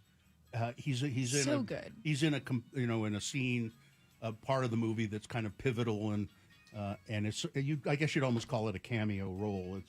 It's just more than that. He's just in it for one big scene. No, and he's he's mentioned, and then he's in a big piece of it. Yeah, I think it's not just one scene. Yeah. And he's there to say, "Don't vote for me for Pope. I'm not the Pope. Don't do it." I would do Well, it. I if have a you're- name picked If out. you're into it, I have a name picked out. But don't vote for me. But by one scene, I mean he's in one chunk of the movie. Yeah. Yeah, and he's quite effective, I think. I think the filming of on the iPhones, and if you've seen the setups that they have with how the iPhones were There's done, like 50 of them on a rack. it was really well done. I still don't know how they would do that. It was so cool. It's a lot of editing. It's That's for because for the action sequences, they wanted some kind of stop Yeah. motion kind of things. In a like, way. Like kind of like the Matrix. Yeah. Where you're like falling and. And it's at the end of it, it's definitely a cliffhanger. Sure. Yes. I mean, it's you say, oh, I see. There's going to be another one. Yeah.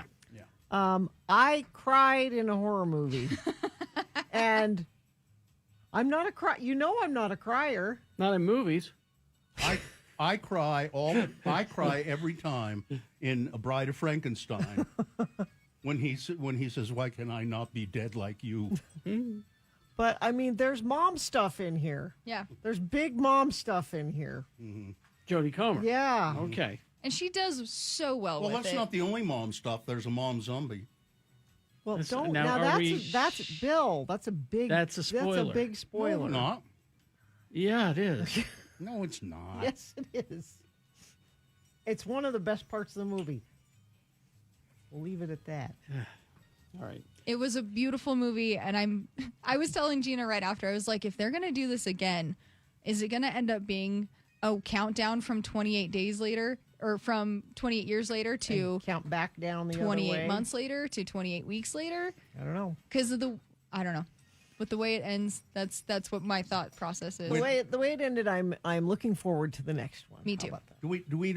Does anybody know what the next one is called? No. It's the something. Oh, it doesn't say 28 anything later. It's finished. I know. And they did it all at the same time. Yeah, it's the something castle, the something island, and it's coming out. And it's coming out pretty relatively soon, I think. Oh yeah, Is I it? have it right Yeah. here. Okay. The Bone Temple. The Bone Temple. Oh, well, that makes sense. Oh. And it's coming out. We know what that is. In January. All right. My birthday month. There you go. Okay, cool. All right. Thank you. Thanks, you guys. Traffic. It's not a spoiler. I didn't tell you anything about the mom zombie. But the fact that they can have babies is... Now that's a spoiler. Well, then why would you call it a mom zombie?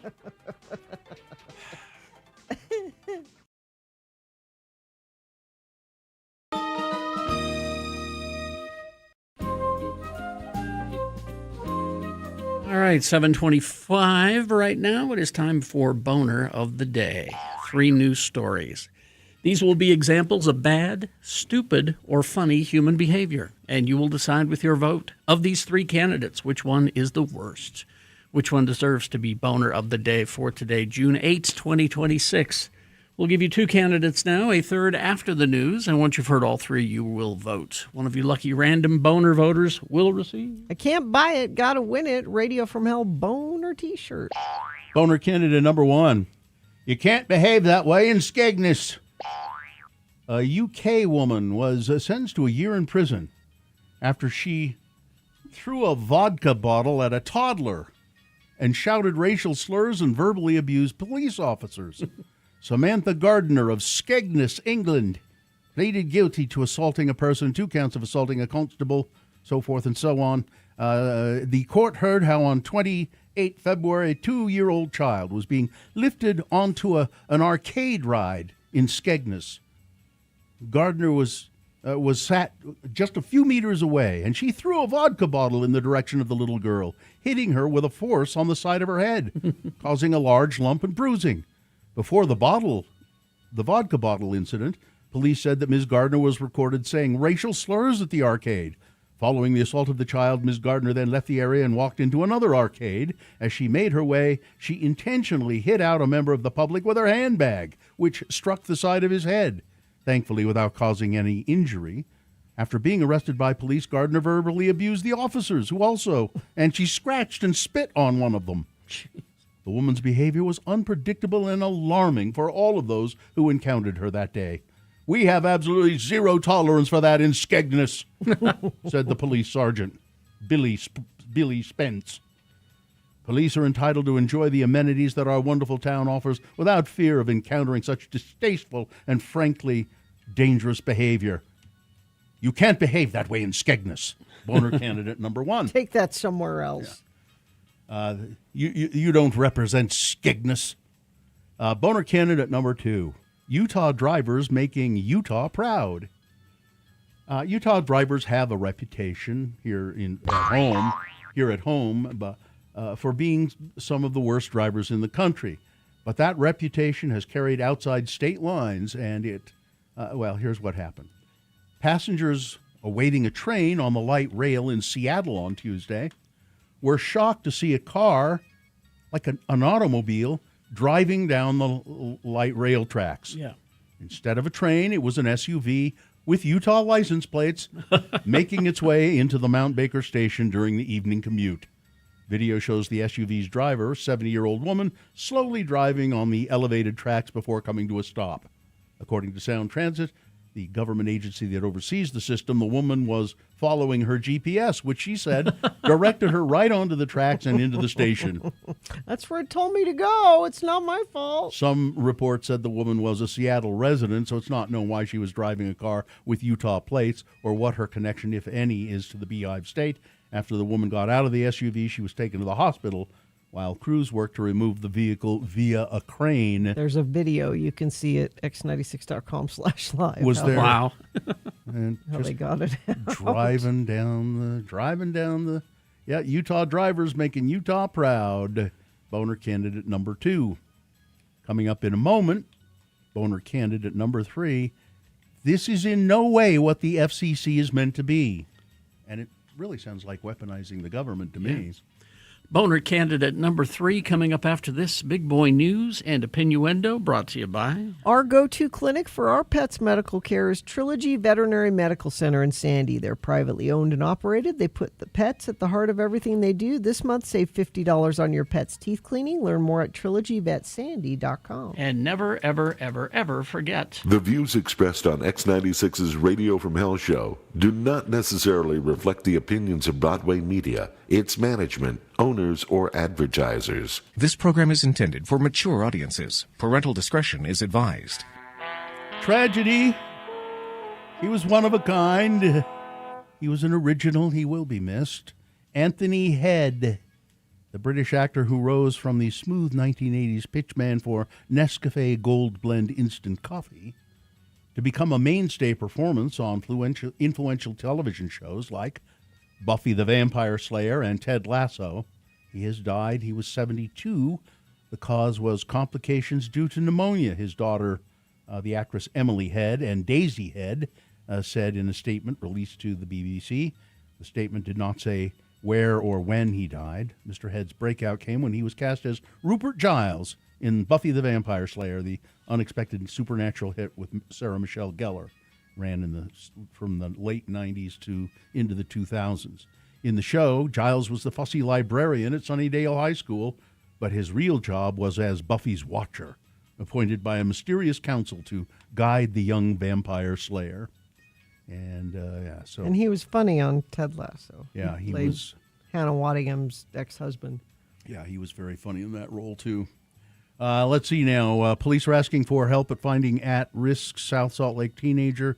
This is a young man named Kason Reed, 15 years old, last seen 3600 South West Temple, Sunday, 2:35 p.m., wearing a black shirt, white and gray logo, black pants, and black shoes. Young Mr. Reed is considered at risk due to medical concerns. If you've seen him or know anything about it, please call the Salt Lake City or South Salt Lake Police. And also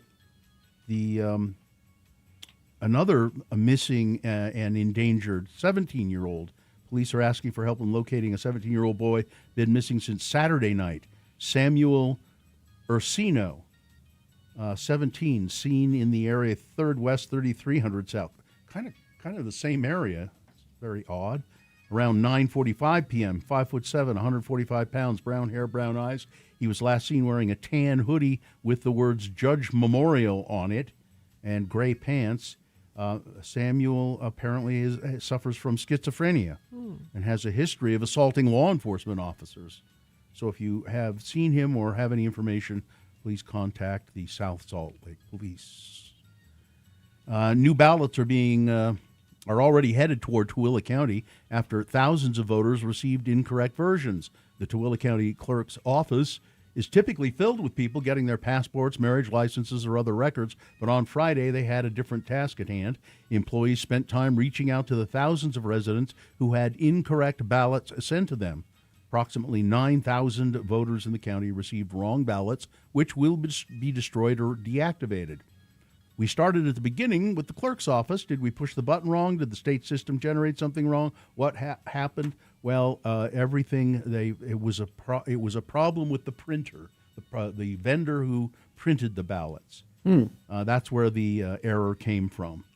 And they say, oh, well, mail-in ballots. Look, there's all this problem. No, this shows you that it's also very tightly controlled. Yeah, they caught it, and they're very tightly controlled. There are logs for every step in the process. The clerk's office was able to generate a list to learn who got an incorrect ballot, and there you go. So they're fixing that, and it should be all to right soon. First responders had to. That's the caption of a picture. Gunfire erupted Saturday near a busy street festival in Ohio, wounding at least 12 people and sending some event goers scrambling for cover while others rushed to help the victims. No suspects were in custody afterwards. Toledo Deputy Police Chief Joe Heffernan said that he was urging people who were at the festival to come forward with any photos or videos on their phones for possible leads in who committed the shooting. Happened near the Old West End Festival, an annual gathering of live music and home tours. Heffernan said that it appeared that at least 2 people fired weapons and that they were probably shooting at each other. Everything else is collateral damage. 2 of the victims were in critical condition. The ages of the victims range from 14 to 61. Most of them were in their early 20s. I'm deeply concerned about this situation in Toledo tonight, said Ohio Governor Mike DeWine. Summer festivals should be safe places for families to spend time together without a fear of violence. Donald Trump is dismissing the idea that launching the war with Iran this year betrayed his refrain of no new wars that he made Looks like a new war. As he campaigned to get for the White House. Trump, in an interview that aired Sunday on Meet the Press, said he didn't guarantee that there would be no wars if he were back in office. First of all, he didn't guarantee no war. Why would I have built the strongest military in the world? And then roll the tape of him saying no new wars. Yeah, no new multiple wars, no new wars. Trump also defended the plans for a now scrapped $1.8 billion fund that would have compensated allies of him and repeated his baseless claims of mass fraud in California's drawn-out count. As a matter of fact, Trump abruptly walked out of the interview on NBC after being repeatedly challenged on several claims by the show's presenter, Kristen Welker. During the interview, the president claimed both the current primary elections in California and the 2020 presidential elections were rigged. Kristen Welker said, "Well, there's no evidence of that. What evidence do you have of that?" And Donald Trump's answer to that was, "All I have to do is look, and I listen, and I can tell it's rigged. It's rigged." And she asked him again, "What evidence? Yeah. You've been to court. What evidence?" He She said, says- "There's nothing but evidence. There's nothing but." She said, "Well, when he said all I have to do is look," she said, "That's not evidence." Yeah. Trump I'm accused glad the media she pushed back. Trump accused the media of being crooked before ending the interview. "Sorry, let's call it quits because I've had enough." And what did he say? He called her darling. I'll see you, darling. And then he said something smarmy about the network. He called her stupid. He said that he started listing networks saying that they're all crooked. You know. So now I this applaud is her for pushing back. this is not this is really sad news or good news for somebody. I don't know. But apparently 11,000 bottles of bourbon were stolen from a Philadelphia warehouse. Thieves made off with thousands of bottles of bourbon. Wow. It was a sunny Friday afternoon in Philadelphia when the driver of a semi-trailer. How did they do that? Well, they pulled up with a semi-trailer. They walked into the warehouse and said, "We're here to pick up those cases of bourbon." So they just acted like they knew what they were doing. And And it's okay. And it's $500,000 worth of noble oak bourbon. Yeah, you walk in a place and act like you're supposed to be there. No one will question it. They loaded it up and drove away. And then somebody said, "Hey, wait a minute, where's all that bourbon?" I've got a clipboard here that says. And Gina, this is for you. Finally, Okay. this story will end right here. Idris Elba is attempting to end the James Bond conversation that has followed him for years. Well, he's too old now. Well, that's not what he says. He says in a new cover interview with British GQ that the idea that he was ever in contention for 007 was not legitimate at all. Exactly. It would never be a realistic thing for me to be 007 at any time. Elba, who has been linked to Bond since well before Daniel Craig's departure in 2021, said the speculation was flattering, but he knew there was no actual path to the role. In the interview, so they say, why? Why did you say that?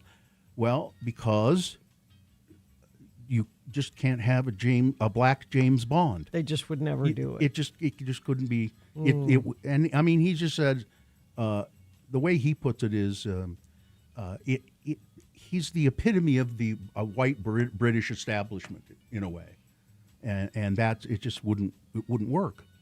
And I mean, he wasn't being angry about that fact or anything. He just says That's what the character is. Yeah, the character is not a black person.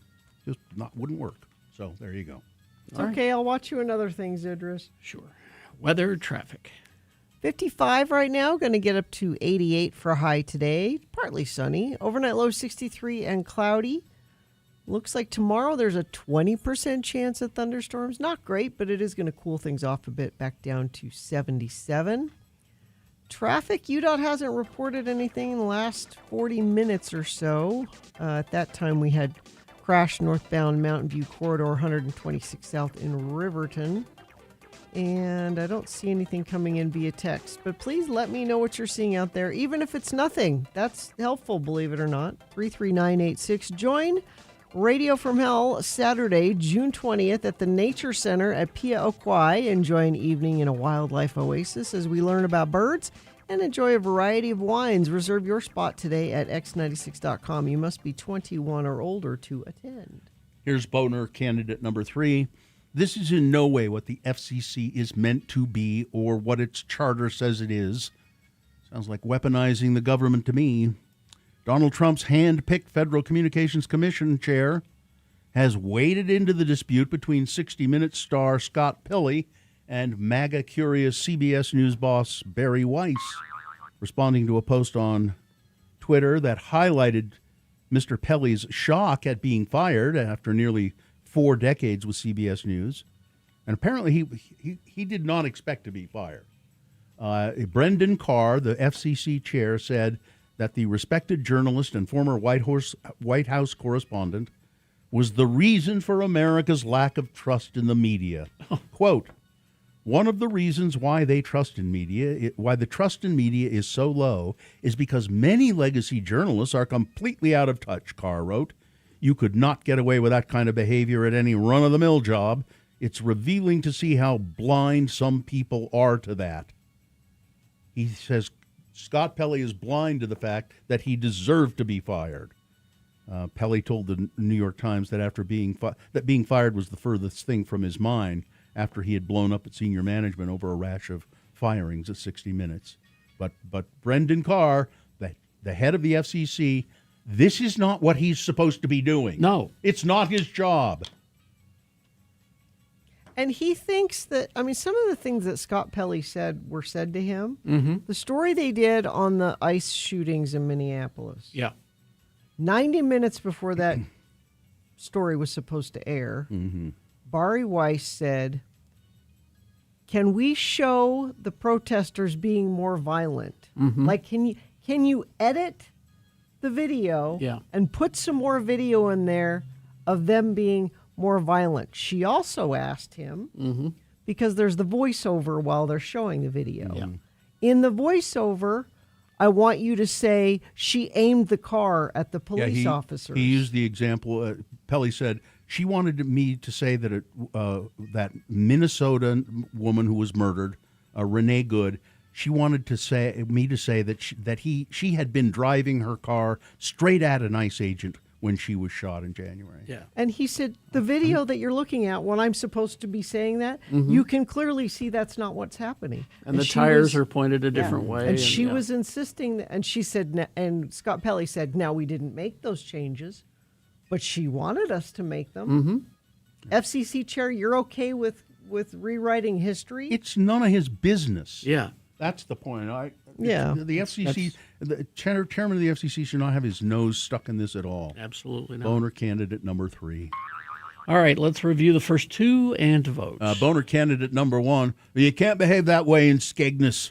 It's a Skegness woman in the United Kingdom, Skegness, England, arrested for throwing a vodka bottle and hitting a 2-year-old in the head and shouting racial slurs and hitting somebody with her handbag and scratching and spitting on the police. And in her mugshot here, she's sticking her tongue out at the camera. Boner candidate number 2, Utah drivers making Utah proud. A SUV with Utah plates driving along the light rail track in Seattle rather than on the road. The woman driving said, well, it's the direction my GPS told me to go. And Boner candidate number 3, this is in no way what the FCC is meant to be. Yep. All right. Time to vote for Boner of the Day. 1, 2, or 3. Remember your candidate number, the one that you think is the worst, the one that you think should win Boner of the Day. 1, 2, or 3. Put that single digit in the message of a text. And text that to 33986. An easy way to vote. Most people do it that way. Or you can call Katie in the producer's booth. 877-602-9696 is the number. She'll take your live voice vote. Or you can go online, x96.com, look for the box that says Boners, June 8, 2026. Click on there and vote. If you don't see that box, refresh your browser. It'll appear. Click and vote. That's pretty easy. 3 ways to vote, 3 boners to choose from. 3 minutes to do it in. There you go. Don't forget, Bill Frost will be here to tell us what's on TV this week, coming up at 8 o'clock. Also, Beat Gina coming up. Stand by for all of that. X96. Let's get to voting. It's Boner of the Day. Odd. Not having enough sodium in your diet. Uh-huh. There's always warnings about too much salt. Gina doesn't have to worry about I'm this. good with salt. But apparently, if you don't have enough, it can throw your body totally out of whack. I think you're lousy with salt, as a matter of I fact. Mm-hmm. Here's another one. Butt lifts. Don't have a butt lift? Don't have a butt lift. Why? Apparently, it's the most dangerous cosmetic surgery. Go, okay, fine, saggy ass. Just go around like that. That's fine. Overusing Tylenol. Yeah, you can ruin your liver. Yeah. Don't Well, treat them like Skittles. It's the same thing with ibuprofen. No, it's not the same thing. No. Ibuprofen is processed in the kidneys.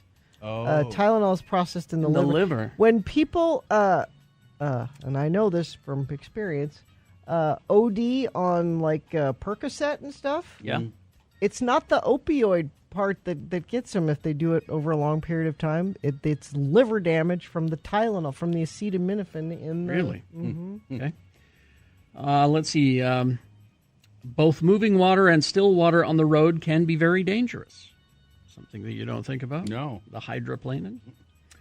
Driving while tired. Yeah. As dangerous as driving while drunk. Well, I'd never drive then. And now the final 2. Why? Are you drunk all the time? No, I'm always tired. Oh. Now the final 2. Yeah. Pushing and using too much force when you poop. Well, hard straining can cause Isn't everything. that how Elvis died? From no, Well, he couldn't poop. That's what I mean. Oh, I see. I think there is a point where you go, Mm-hmm. well, maybe I should just give up and try later. Hard straining can cause everything from minor inconveniences like hemorrhoids to heart attacks and strokes even. Mm-hmm. No one wants to find you dead on the toilet.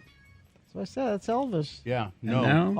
All the drugs make it hard to poop. There are plenty of people who would like to find me dead other places, but not the toilet, no. And now the final one, and I caution you specifically, Bill, because you'll be at the petting zoo. Yes. Oh. Kitten bites. Well, I told this story, I'm sure, before. Mm-hmm. Paul Wilson's cat. Yes. Bit my arm once when I was at Paul Wilson's house. Yes. I reached down to the cat's in the hallway, rolls kind of rolls over as I walk by. Like, Oh, yeah. Hi, you'd sure like to give me a little rub, wouldn't you? Little belly I said, rub. Sure. I reached down to rub the cat, nailed me with his fangs, not his claws. His Oh, yeah. fangs, right in my arm there, and it was painful, but I didn't think much of it until all of a sudden my arm starts to swell up in about a half an hour. I had to go to the emergency room. If a kitten has unclean teeth and bites you to the point you draw blood, there's a decent chance you could get a major infection and die. Yeah.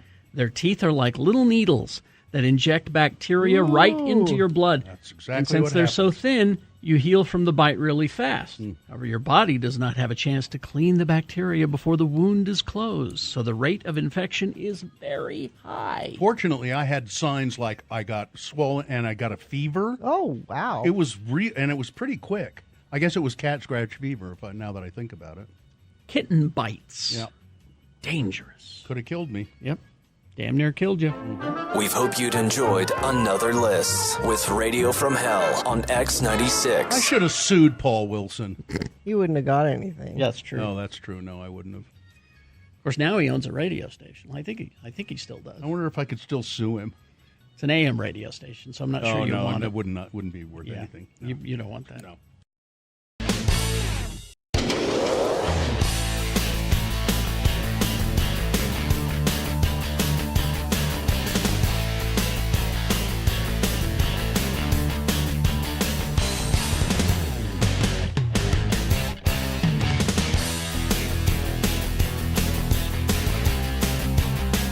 So, Bill, you're a 986. All right, 7:49. Time to award Boner of the Day. And the Boner of the Day is brought to you in part by Salad Niçoise. Oh, it returns. I haven't made a salad niçoise for a long time, and part of the reason is I forgot what a pain in the ass it is to make. It's tuna It's just salad. a lot of stuff. It's tuna salad. No, Gina, it's not tuna salad. Very much tuna salad. No, Gina, tuna salad is something that you put on bread and eat as a sandwich.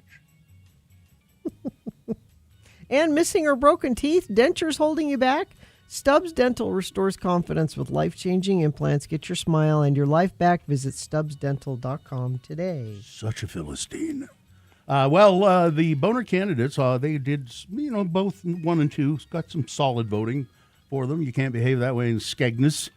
And Utah drivers making Utah proud, which is a really classic Boner candidate. Mm-hmm. However, 165 165 votes for Boner candidate number 3. This is in no way what the FCC is meant to be doing. And geez, all we hear from the weaponizing the government against us and the citizens. This is exactly what weaponizing the government is. Every accusation is a confession when it comes to the Trump administration. That's your Boner of the Day for today, June 8, 2026. Now qualified to be Boner of the Week. I heard that somebody say Donald Trump is putting his name and building all of these memorials while he's president because he knows nobody is going to do it when he's gone. When he's gone. Where are all these gifts here?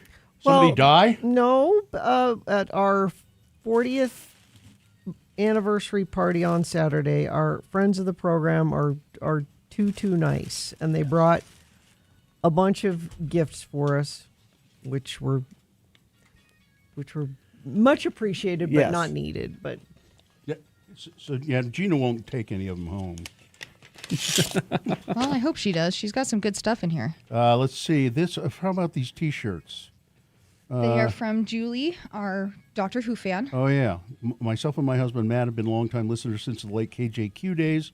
Wanted to show you this appreciation for your advocacy for homeless animals on the show. That's what this is about. Through my small business, I raise funds and collect supplies for local shelters and rescues. The text on the shirts, if somebody got one open, hold it up. Hold where's up that one one of I the gave shirts. you? Well, right there. There's a bunch of them. Says, thank you for sticking with all of this for 40 years and providing cringeworthy comedy. Really? Subpar sports. That's true. Weather and traffic. Silly game segments and interesting guests. Seriously, though, I appreciate your reasonable worldviews, advocacy for the marginalized, and kind hearts for animals. Oh, yours looks like a firework. The That's T-shirt says "Kindness is punk." Oh, I see. Okay. I'll wear that. That's nice. Thank you, Julie. That's Well, very and nice. each of you, Gina, you may not have seen this. She made little bandanas for each of the pups, and including your cat. Oh, this is for my cat. Yes. I'm sure he'll love it. So I actually How have cute is Vax's that? hanging in his studio or in his little area already. That's up on the wall for him. That next to the one that she actually made, the radio pup one that she made for him years ago. Now, what's this little bag here? What is that? Don't touch it. It's full of glitter. I didn't Oh. do this. I didn't do this. You should take it, open it out in the cantina, not in Yeah. here. Oh, We have, that's- let's see, Tim Tams. That's for me. Box of Tim Tams. What if I want a Tim Tam? I'll give you a Tim I Tam. like Tim Tams. There's a card. Okay, read the card. We'll see. Bill's not the only one that likes Tim Tams. Oh, and they really sealed this card. Yeah. Oops. Cool. And a box of Milanos. I'm all smiles. Let's see, Carrie, Bill, and Gina. This is thank you, and the stuff for all you have done for over the years for so many FOPs. Thanks for years of service, years of voices, years of laughter, years of concern, years of listening, years of friendship, years of community. To so many of us, along with the thanks, are gifts for you and the staff that make the program work. I swear I can read you guys. This is Dan of Evanston and Anna. Oh, I'm sorry. Her students know her. Thanks, Dan. Small bag is the grab bag. It is up to you to how to divide because they're mini bottles. They are mini bottles. How many? A lot. There's probably 15 or 20 in there. Wow. Just different liquor. There's some Cuervo. Looks about 15. And Stewardess Kelly got me this. Nice little bottle of wine. Yeah, so each of you guys should have one, Mhm. and they each have cards with them. She's the one that bought me the orchid. Oh. Yeah. So I have an orchid at home that I'm very intimidated by. Why? But because orchids are really hard to keep alive, to be honest. Orchids are finicky. They're very finicky. But I have so many plants that I Yeah, have. You're a plant girl. I You'll have be able hope. to do it. I have hope for myself this time. A bottle of wine for each of us from, what's her name? Stewardess Kelly. Mm-hmm. Thank you. Thank you, Kelly. And then there's these. Says, please stay for another 40 years. What could go wrong? Nothing. Yeah, so we got 4 boards. Boards? Oh. Boards that were signed by all the listeners. Carrie's Super showing fun. you this at x96.com/live. It's a big. 4 of these. There's 4 of them. They're good. There'll be one for each of our tombstones. Yeah, there you go. So thank you for all that. I got this really cool gift from Jimmy Johns in the chat room and from Mike in Nashville. It was in their car, or in Jim's car, and then they put it in the back of the vehicle for me because it was really big until we got back into the parking lot to put it into my car, in which case I saw it. It is a side table. Oh, my God. That is a dinosaur. Dinosaur coming out of an egg. That's a table? Yeah. It's got a flat top. Huh? Yeah. So it's a tiny little side table. I took that this morning before I left, and Where's the? I don't understand where the table part of it is. it's just a flat. It looks kind of slanted from the picture that I took, but it is a flat top. You could put a glass of wine on there. Yeah. That's perfect for you. It's great. It's super cute. They also gave me a tiny little bowl that's like, it looks like a T-Rex, but the bowl is the big mouth that's open. Oh, yeah. It's really fun. So thank you for the housewarming gifts on those. I thought that was great. I'm trying to figure out where to place that thing. It's a little oblong shaped. You'll find the right spot. Oh, I for will, it. for now, sure. do we have to? Oh, I know what that black box is. Are there any more gifts we need to acknowledge here? I think that's all the gifts, but there are drawings that we need to do. Yeah, we have gifts for you. So if you were at the anniversary party, we had a little entry box where you could enter to win one of 2 things. One of them is tickets to was it 311? There was 311. There was Our good friend Trent Falcone. yes. From I have a Live, list. I have a list of them from Live Nation. Got us the tickets. Yeah, so we have a bunch of tickets, 3 different ticket sets to give away. Okay. And then Jimmy, our wine guy, decided he was going to throw in a gift certificate for an in-home wine tasting. It is a certificate which entitles 6 guests featuring 5 wines to an in-home tasting event. It'll include all the wine, glassware, tasting notes, and professional presentation by the wine specialist from the Wine Academy of Utah. Do we want to draw that here? Or? Yeah. We can. I should have grabbed a bigger bowl for this. Well, we're running out of time. Yeah, that's so why I was saying maybe we should. we'll do it later. Okay. We'll do it later. We'll do it before the end of the show. We'll draw for them. We need better space for drawing Yeah, things we'll- anyway. All right. All right, traffic, please. Thank you all for all those. Yes, gifts. thank you so Really much. nice. You And it guys was are- it was a great party. It was so much fun to meet all of you. Those of you we hadn't met in person before. And I will be creating a video for that. I took a lot of videos during the people that were talking and all that good stuff. So And to see old friends as well. It was just For sure. it was great. Crash eastbound SR 201, 45th South in Salt Lake, off to the left shoulder.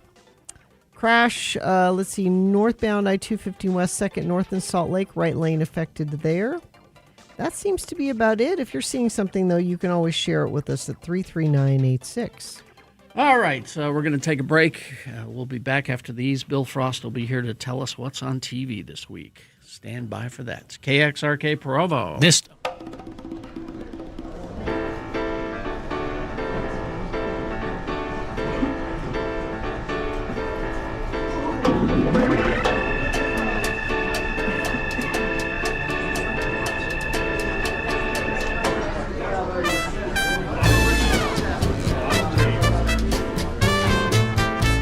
We were driving into work, and I was listening to my dad's station, and I heard him recording a commercial, and he was doing a mic check. And here's how he would do his mic check.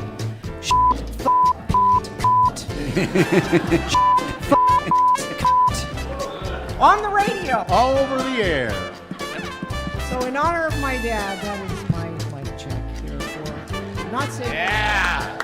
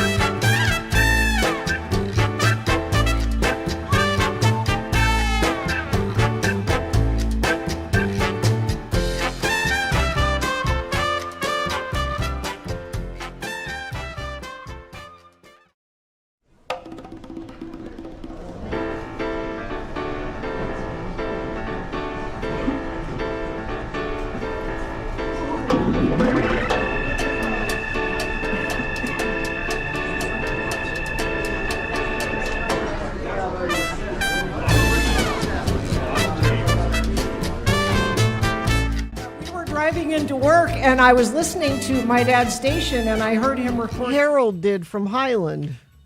He just saying hey from Highland. Highland. Yeah. Hey from Highland. That's it. Highland. All right. That's all you need to know. All right.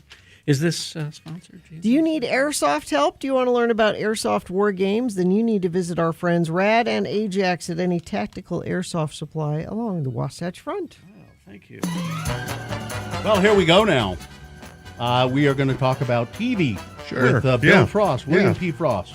Nice to see you, Mr. Frost. Again, yeah. Yeah, we just saw you Saturday. It's kind of a little too much, but it won't happen again for another decade or It'll something. be fine, yeah. Bill is a writer. You can read his things at cityweekly.net. He's also a podcaster. TV10 is the podcast. And a musician. Magda Vega is the band. And so you can find all that at billfrost.tv. I thought so. Yeah. What do we got for TV? A couple of weeks ago, we didn't get the chance because of Memorial Day. Spider Noir. Oh, yes. Nicolas Cage. I guess this counts as TV, doesn't it? Well, yeah. Yeah. It's your Amazon, yeah. Yeah, it's a fantastic show. I really enjoyed it. Yeah. I haven't had a chance to look at it Did you yet. watch it in black and white? I watched it in color, and I'd say it looks good in black and white, but it really looks fantastic in color. I mean, the set design and the costuming and everything is just like really pops. And the color palette is apparently. Explain why there was the option and because and some people are saying you should watch it in black it's and white. set in the 1930s. Well, and the original comic book was Just black and white. They did a series of Marvel character noir short runs, and they were black and white. Okay. And Nicolas Cage is good? Yeah. Okay. Yeah, He can be. He's very Nicolas Cagey. Today on Hulu, you can probably watch it right now. A new series, Alice and Steve, from one of the writers of Sex Education. This one, there's a TV component to the Cannes Film Festival, and this took top awards. Oh, Alice and Steve, Jermaine Clement, and not Brit, but Jermaine, no Brit, and Nicola Walker, and they play longtime best friends. And but that relationships become strained when Steve starts dating Alice's 26-year-old daughter. Yeah, well. They call this an anti-rom-com. Yeah, that could be a... But it did well. All 6 episodes are out today.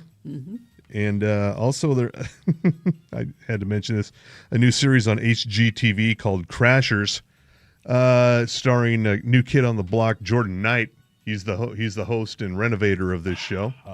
Crashers? Crashers, yeah. Basically, what it is like your home. He comes to your home and says, "Okay, we're going to make over your home in 72 hours, but you get no say in the design of the home, and you're going to come back, and also you got to get the hell out, and you got to come back in a couple days, and we'll see. You don't get a choice in what the decor or what the whole design will be like. We decided to make your house look like a bordello." I was going to say, it's not like this is going to be some tasteful, understated. I would guess not. No, it's going to be something you hate. This is good. We made your house look like a crack den. Yeah, a little bit of anxiety there. Tomorrow, Mortal Kombat 2 is out. You can rent or buy it tomorrow. Carl Urban. Yeah. And Wednesday, we have a new survival show, but it's a lot like Survivor, but it's not. It's called Outlast the Jungle. This is the 3rd season. Outlast the Jungle? Outlast, the Jungle on Netflix. And you drop off 16 contestants in a remote tropical island, and they battle it out against each other in the elements, and it sounds like Survivor. Yeah. But to win, you have to remain part of a team. Remain part of a team? Yes. You get no lone wolf stuff. You got to... There's no one... No. Survivor. You have to be in a team of at least 2 people. So at the end of the show, there will be 2 people. At least, yes. Yeah. It could be more if fewer people get voted off or knocked off. Okay. And you signal you want out of here by sending up a flare gun. I need one of those. I want to. And it's filmed in Panama, and also there's Gina, you would just hurt yourself. No, I want to have the option to have somebody take me out at any point. Flare gun. I want a harpoon gun. Yeah. Also, a Salt Laker is on this show. Ben Orndorff is one of the contestants. Who? Ben Orndorff. You probably don't know him. I don't know him, but apparently he's from Salt Lake. Okay. I mean, I thought you sort of saying it like we should know who he is. No. Okay. All right. You don't know Ben? Come on. And a new docuseries premieres on Thursday called Surviving Earth. It's a CGI enhanced. So if you like dinosaurs, you like looking back to 450 million years of the past. I know the Earth was only created 6,000 years ago, but humor them on this. Yeah. And also they say that the environment is thriving today, and also no, I don't think that's true either. Not at all. No. And Friday, that is on NBC, by the way, Surviving Earth. And Friday, the movie They Will Kill You is available on HBO and HBO Max. Oh, good. Zazie Beetz. I like her.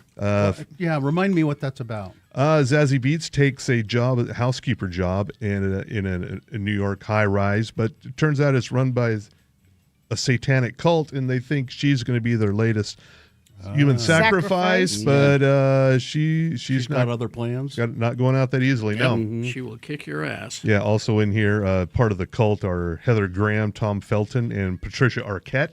And yeah. Well, we know Patricia Arquette can play creepy. Yes. Yes. Yeah. And also that's a Friday. Also on Friday on Stars. So I don't know who has Stars still, but it's called The Listeners. It's a British series. There's now making its a U.S. debut. Rebecca Hall, and she's a school teacher and her student. They start hearing a mysterious noise, a loud humming that only they can hear, and something's afoot. And as someone with tinnitus, I can relate. Oh, you do? Oh yeah, big time. He's a musician. Of course he has. Yeah. It. Huh. Years of just standing in front of amplifiers like an idiot. Well, I've gone partially deaf from using headphones all these years. Yeah. No, I can still hear, but there's also, it's always there. Saturday at midnight or late Friday, My Adventures with Superman season 3. Oh yeah. Premiering on Adult Swim Toonami. This looks a little. It's an anime style. Yeah, it looks a little anime. Yeah, it is drawn in Southern California, but it's a positive Superman. It's an earnest Superman. Earnest, yeah, perfect way to put it. Earnest. And the voice of Superman and Clark Kent here is the boys, Jack Quaid. The only good Quaid left. That is true. Yeah. Joining the season, the big bad will be Cyborg Superman. Yep. And Jessica Cruz / Green Lantern and Superboy also coming aboard this season. Mm-hmm. And I think it's the last season. Yeah, Adult Swim and HBO Max for that. And Sunday, what we've all been waiting for, UFC at the White House on Paramount Plus. Pass. I wonder if it's going to happen at all. I saw that they've invited a bunch of celebrities to go to that, and none of them have agreed to go. Yeah. Really? Wow. Yeah. It is going to be on Paramount Plus live. And it says here, the world's greatest fighters on America's biggest stage.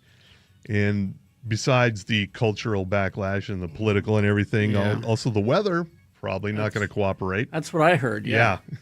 Oh, that really rain on them. Yeah. Oh, cool. Yeah, there's also. if they had the ballroom, they could do it in there. That's but why we don't need have ballroom. Yeah, really. If they were holding this in the ballroom, everything would be fine. I need ballroom. So I listened to a podcast. It's Pod Save America. Yeah. And there's a guy that one of the hosts used to work for Obama. I think they all did, didn't they? Yeah, they all did. His name is Jon Favreau. Yeah. Well, there's another Jon Favreau, of course, who directs Marvel movies and stars and so forth. So anyway, this Jon Favreau on Pod Save America got an invitation to the UFC fight because they thought he was Jon Favreau, the director. They thought he was the director. And he was so gleeful. He said, here's what happened. I got the invitation and I responded, yes, I'll be there. And then they responded back, here's some of the details you need to know. And he said, and I was going to to I was absolutely going to. Well, no, they caught onto it somehow. They caught it somehow. Rescinded it. Huh? Finally sent him a notice saying, "We're so sorry. We've overbooked this. We've overbooked it. They're begging people to come." Thing is, Jon Favreau, the director, wouldn't go. I wouldn't think so. No, he wouldn't. There's also a lawsuit happening. Right. Yeah. Oh boy. So maybe it'll happen. Anything they try to do just kind of turns out to be a mess. It's the old Sideshow Bob and the Rakes situation. Exactly. Exactly. Can't stop. And that's the week there. And I'll give you a weekly reminder to watch Widow's Bay on Apple TV. And also want to say it was very. I got to meet Victoria on Saturday. Yes. I thanked her for her service. For the Real Housewives of Mormon Wives. Because you don't have to watch it either. Yeah. I said, thank you for doing that. So I don't have to. She's quite nice, isn't she? Oh, yeah. She's great. Yeah. I started watching that Pixar movie Hoppers on the Disney Plus. I got about an hour into it last night. Really good. Oh, yeah? Funny. Not just for the kids? The kids will dig it, too. Yeah. Okay. I finally finished Margot's Got Money Troubles. Yeah. And aren't they going to have another season? Yes, they are. Yeah. Oh, are they? Yeah. Because it was really good. I said I thought the last episode was kind of like seemed a little rushed. We're trying to wrap it up, maybe. Yeah, maybe that was it. But I enjoyed the series mostly. But Nick Offerman, Jinx the wrestler. Yep. He's good in everything. Oh yeah. And I've never seen Nicole Kidman look so artificial. Well, she's a wrestler. She's she's also a lawyer Yeah. in this, and she just looks fake. Well, she might be CGI because she's in every streaming Could show be. currently. So, Everything, yeah. All right. Is that everything? Yes. Oh, thank you, Bill Frost. You can find him lounging around town, and also at BillFrost.tv. Yes. All right. Traffic, Gina, please. Well, we've got a pretty bad situation. 126 South Mountain View Corridor northbound. A motorcycle versus semi accident, which is not a good combination there. That's causing some major issues. Southbound I-15, 139 South in Draper. Eastbound I-80 at milepost 96.3. Are you kidding me? Check it out. They're in Tooele. Left shoulder affected there. Crash northbound I-15, 52nd South in Murray. Center lane is the one that's having trouble there. And a crash eastbound SR 201, 45th South in Salt Lake. Clark Planetarium proudly presents Laser K-Pop Demon Hunters, where electrifying K-pop rhythms collide with a high-energy battle of light and sound. It's bold, it's intense, it's unlike anything you've seen before. ClarkPlanetarium.org. All right. So we will take a break, play a song, and after that, it's Beat Gina. Your chance to play multiple choice pop culture trivia and win a prize. What is the prize? Dungeons and Dragons in Concert. Utah Symphony presenting Dungeons and Dragons in Concert. Okay. So tickets to the symphony for the Dungeons and Dragons show. 877-602-9696 is the number to call to play Beat Gina. We'll play that right after these messages and a song. Stand by for all of that. Listen. I went to a wedding on Saturday in Utah County, Alpine, Utah. Yes.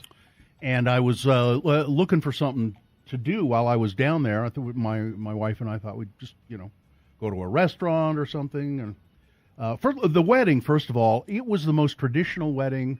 I didn't go to the wedding, but we were there right after the reception, and it was just the most traditional thing I'd seen in a long time. The cutting of the cake and got to smash a piece of cake. Yeah, they do the dance and they did this one thing. They do a dance where the bride dances around and they put money on her dress. All of this stuff. Just everything about a wedding that's sort of you think of as a cliche about weddings. They did, and I don't mean that negatively. Through the It's bouquet. Just, all of that. So it was nice to see we know the parents of the groom and hadn't seen them for a while, so it was nice to visit with them.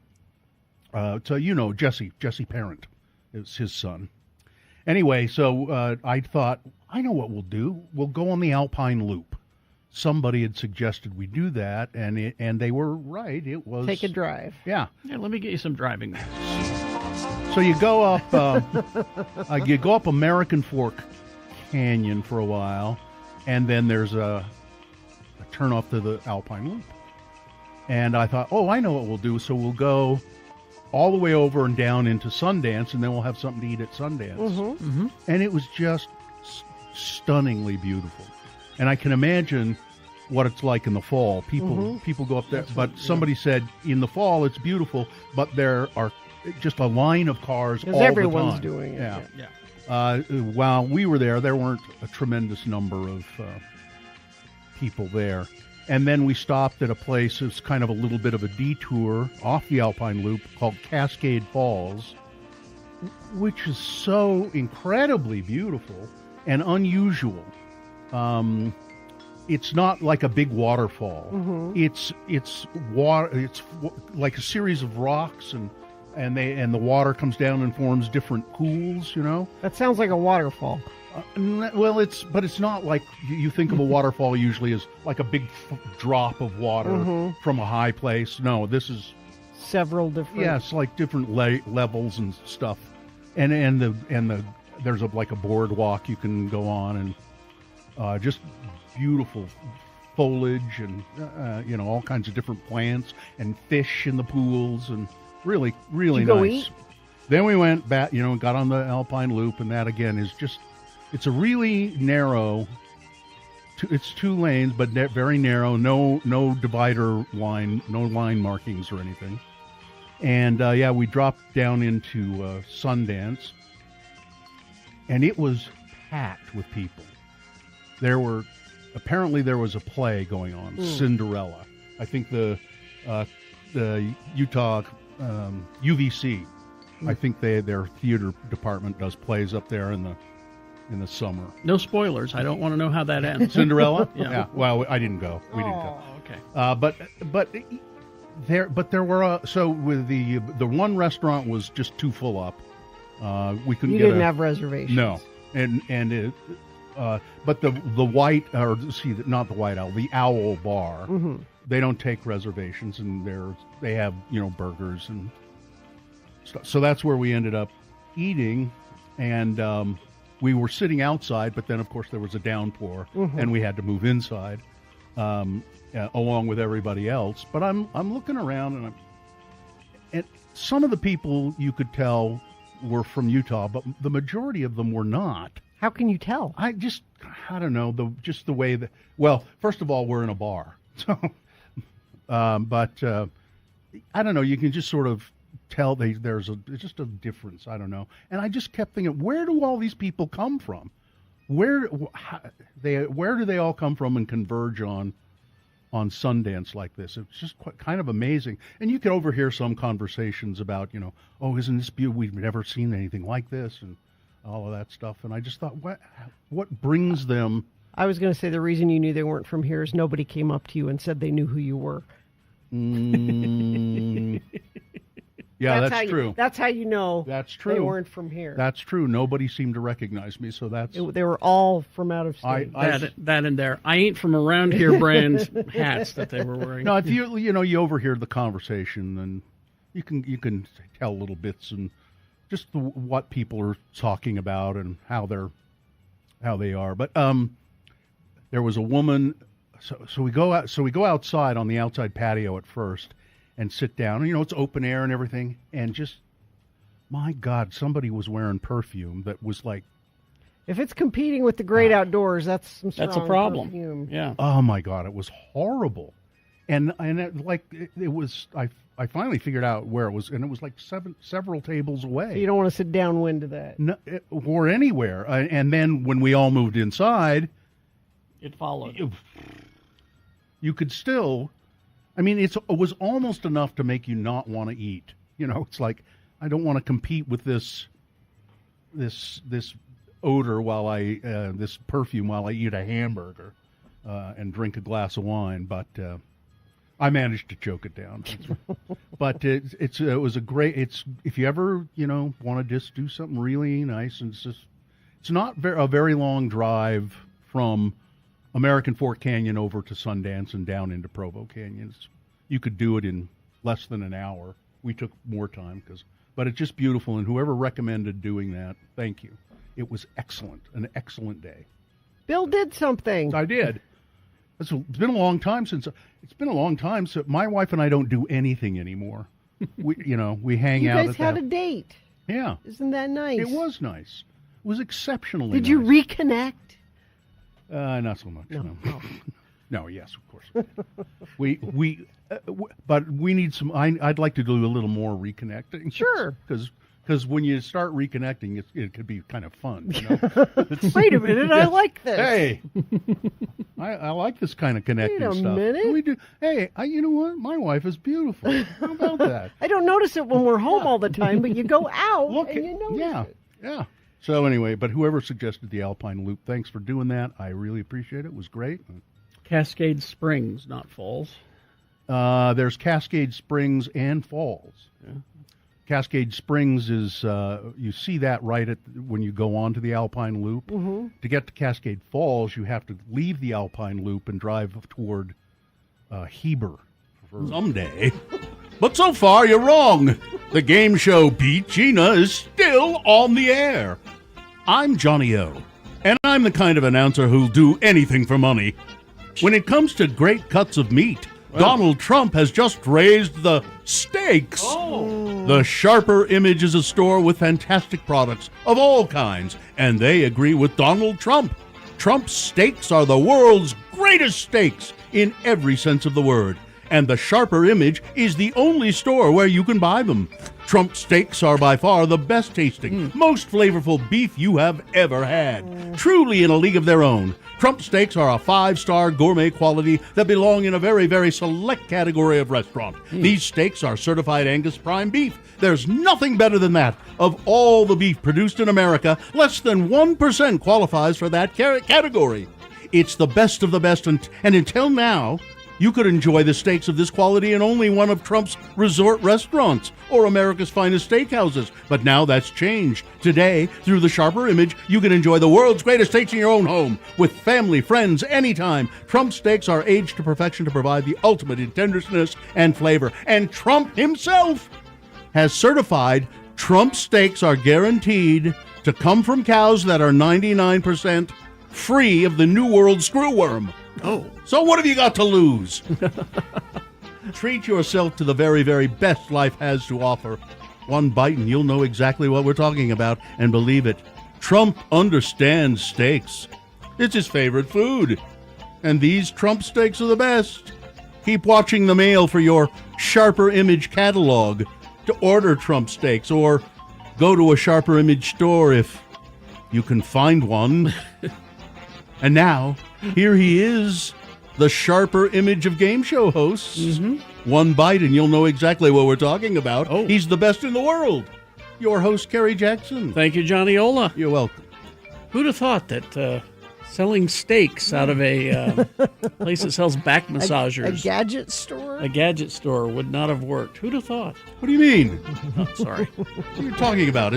Listen, as long as the check cleared, Johnny. I'm waiting for my Sharper Image catalog, and I have been waiting for several years. All right. The randomizer has picked a contestant, and it looks like Allison is who you'll be playing against. Allison, are you there? I am here. It's a good friend of the program, Allison. Oh, there we go. Allison. All right. And let's see. Let's toss a coin to see who goes first. It will give you the advantage if you call it correctly, heads or tails, Allison. Tails. All right. See what happens. It is tails. Allison, you're one step closer to winning these tickets to the Utah Symphony Presents Dungeons & Dragons in concert, performing the score to Dungeons & Dragons Honor Among Thieves live alongside the film June 19th and 20th at Abravanel Hall. You can find out more at x96.com. Gina, you're to be congratulated. You looked that up yourself, I didn't did, you? yes. Yes. All right. The questions today are my leftover Mark Wahlberg trivia. Okay. So there you go. So boy. because you won the coin toss, Allison, you go first. First question is for you to answer on your own. If you get it correct, you get the point. If you do not get it correct, I'll ask Gina the same question. If she gets it correct, she'll steal your point away.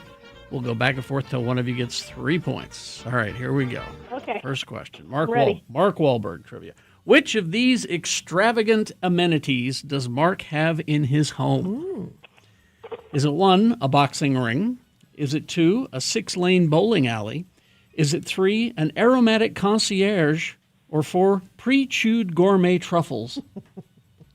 Although 4 sounds slightly accurate, I'm going to have to say 1, the boxing ring. Yes, correct. There you go. Yeah. Wow. Point for Allison. Nicely done. Right away. Let's go to Gina. Gina, 1 out of 18 men have this strange mutation, and Mark is one of them. What does he have? Is it 1, empathy? Is it 2, the ability to self-detonate?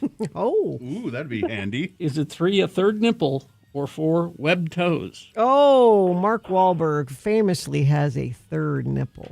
Correct. It's known as a vestigial Gina. nipple. Vestigial? Vestigial nipple. All right. 1-1. Back to Allison. Allison. What movie got Mark his first Academy Award nomination? Was it 1? Was it 1, Basketball Diaries? Was it 2, The Departed? Was it 3, Transformers: Age of the Habit Formers? Or was it 4, Transformers: Rise of the Wahlburgers. Robots greased and fried. Wow, those are tough choices, but I'm going to have to say I think it was The Departed because he was phenomenal in that. It's a great movie. I'm amazing. Yes, you are. amazing. 2 points, Allison. 1 for Gina. Gina, a chance to tie it up here. Gina, what special ingredient is included in Mark's Family Restaurant cheeseburger? Special ingredient. Is it 1, government cheese? Is it 2, Thousand Island dressing? Is it 3, baby batter? Or is it 4, honorable discharge? Gross. Thousand Island dressing. Oh. No. Oh, man. Allison? Allison? Yes, I'm here. What's your answer? What's your answer? Oh, can you read the options one more time, please? Is it 1, government cheese? Is it 3, baby batter? Or is it 4, honorable discharge? Government cheese? That sounds the most. You win the legit. game, Allison, right there. That's Simple it. as that. Right there. You just won. You won with government cheese. You've got these tickets to Utah Symphony Presents Dungeons and Dragons in concert. How about that? Amazing. I love this movie, and I'm super excited.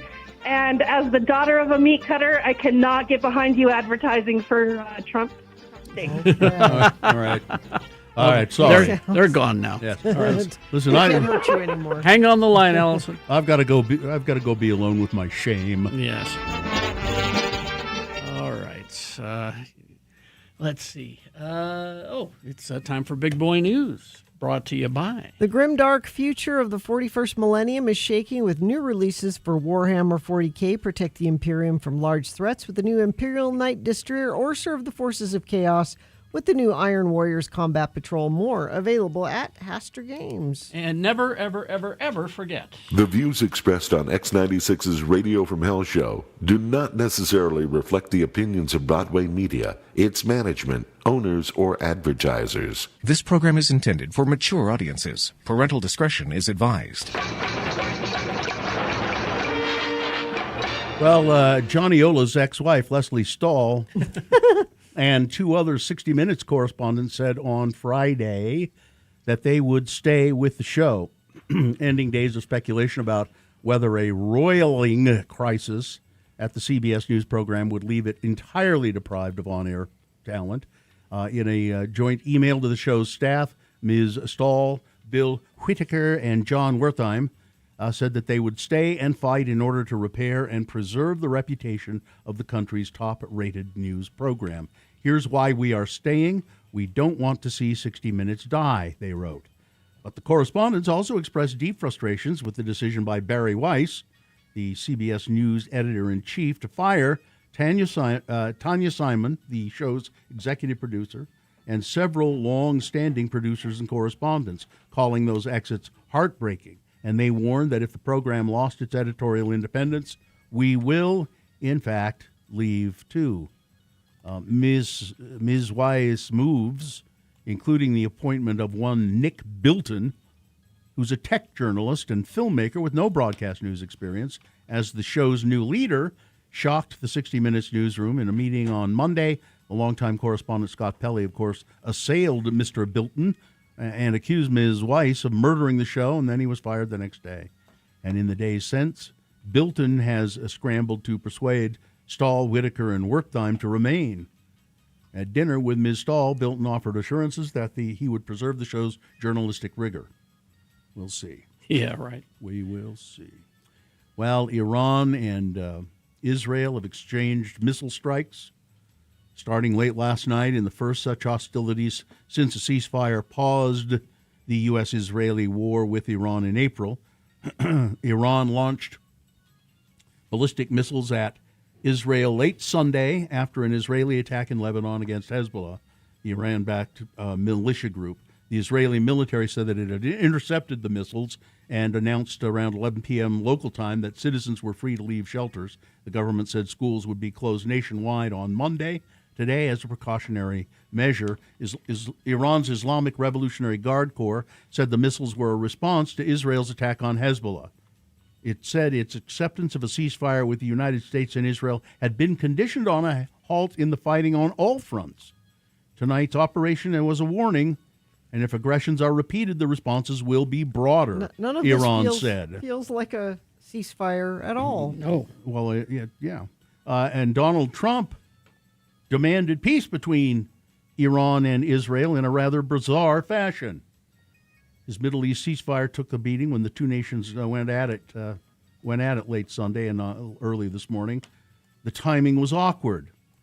Trump had insisted in an interview in the Financial Times that he was the one who's calling all the shots. He told Axios that he would call up Prime Minister Benjamin Netanyahu and demand that Israel refrain from returning fire on Iran. It's unclear if Trump called the Israeli leader, whom he counts as a close friend, but it is clear that Netanyahu went against his wishes, wrapping up a damaging weekend for Donald Trump. As missiles flew from Israel to Iran, vice versa, Monday morning, Trump came up with a diplomatic masterpiece, a grammatically questionable demand or plea to stop the fighting. Israel and Iran must immediately stop shooting, putting the word shooting in quote marks for some reason. That means it's not. President Donald J. Trump,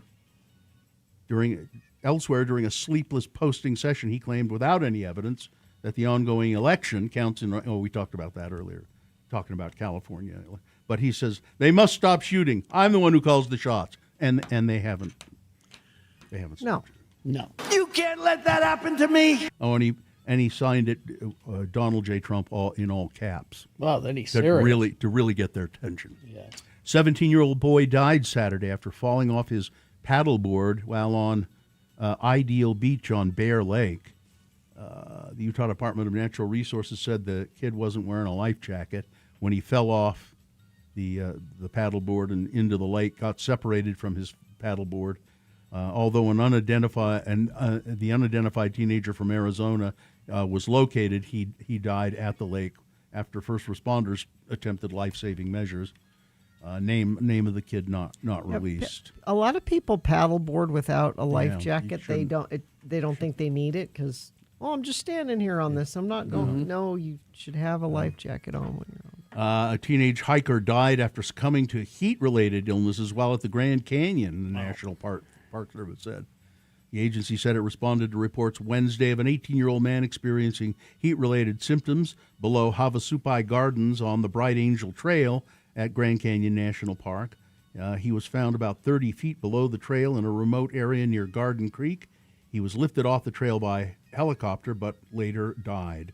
NPS, National Park Service, said that the hiker had set out on a day hike from the South Rim to the Colorado River and back via the Bright Angel Trail. This hiker's name was not released, not identified. The Church of Jesus Christ of Latter-day Saints is now in possession of an 1840s locket containing a daguerreotype photo.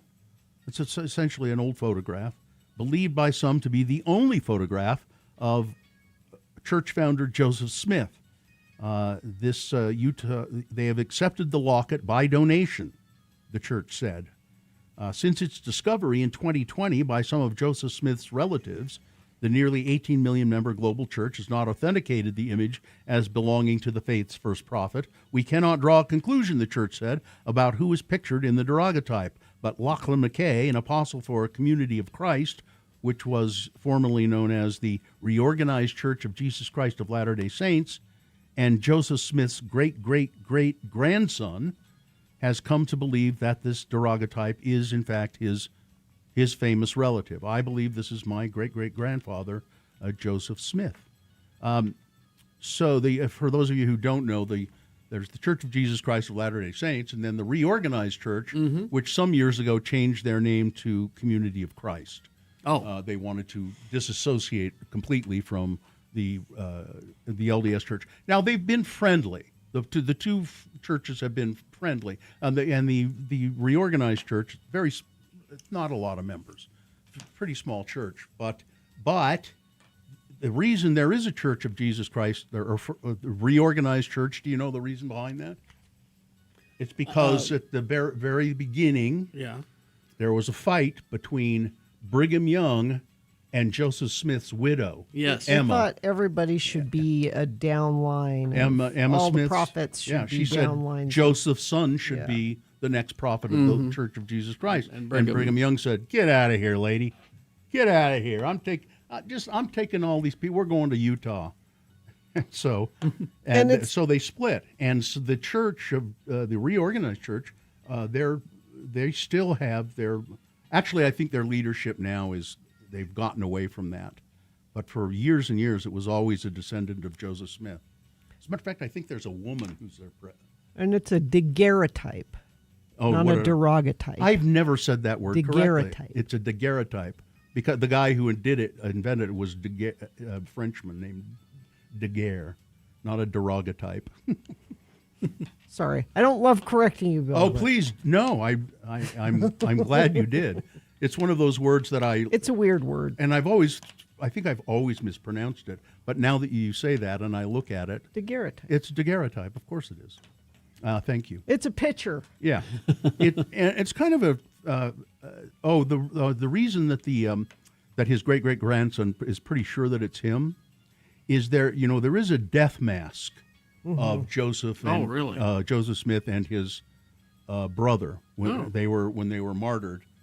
They did a death mask of each of them, and it does look similar. Yeah, it does look similar. It's a family member in one way or another. Yeah.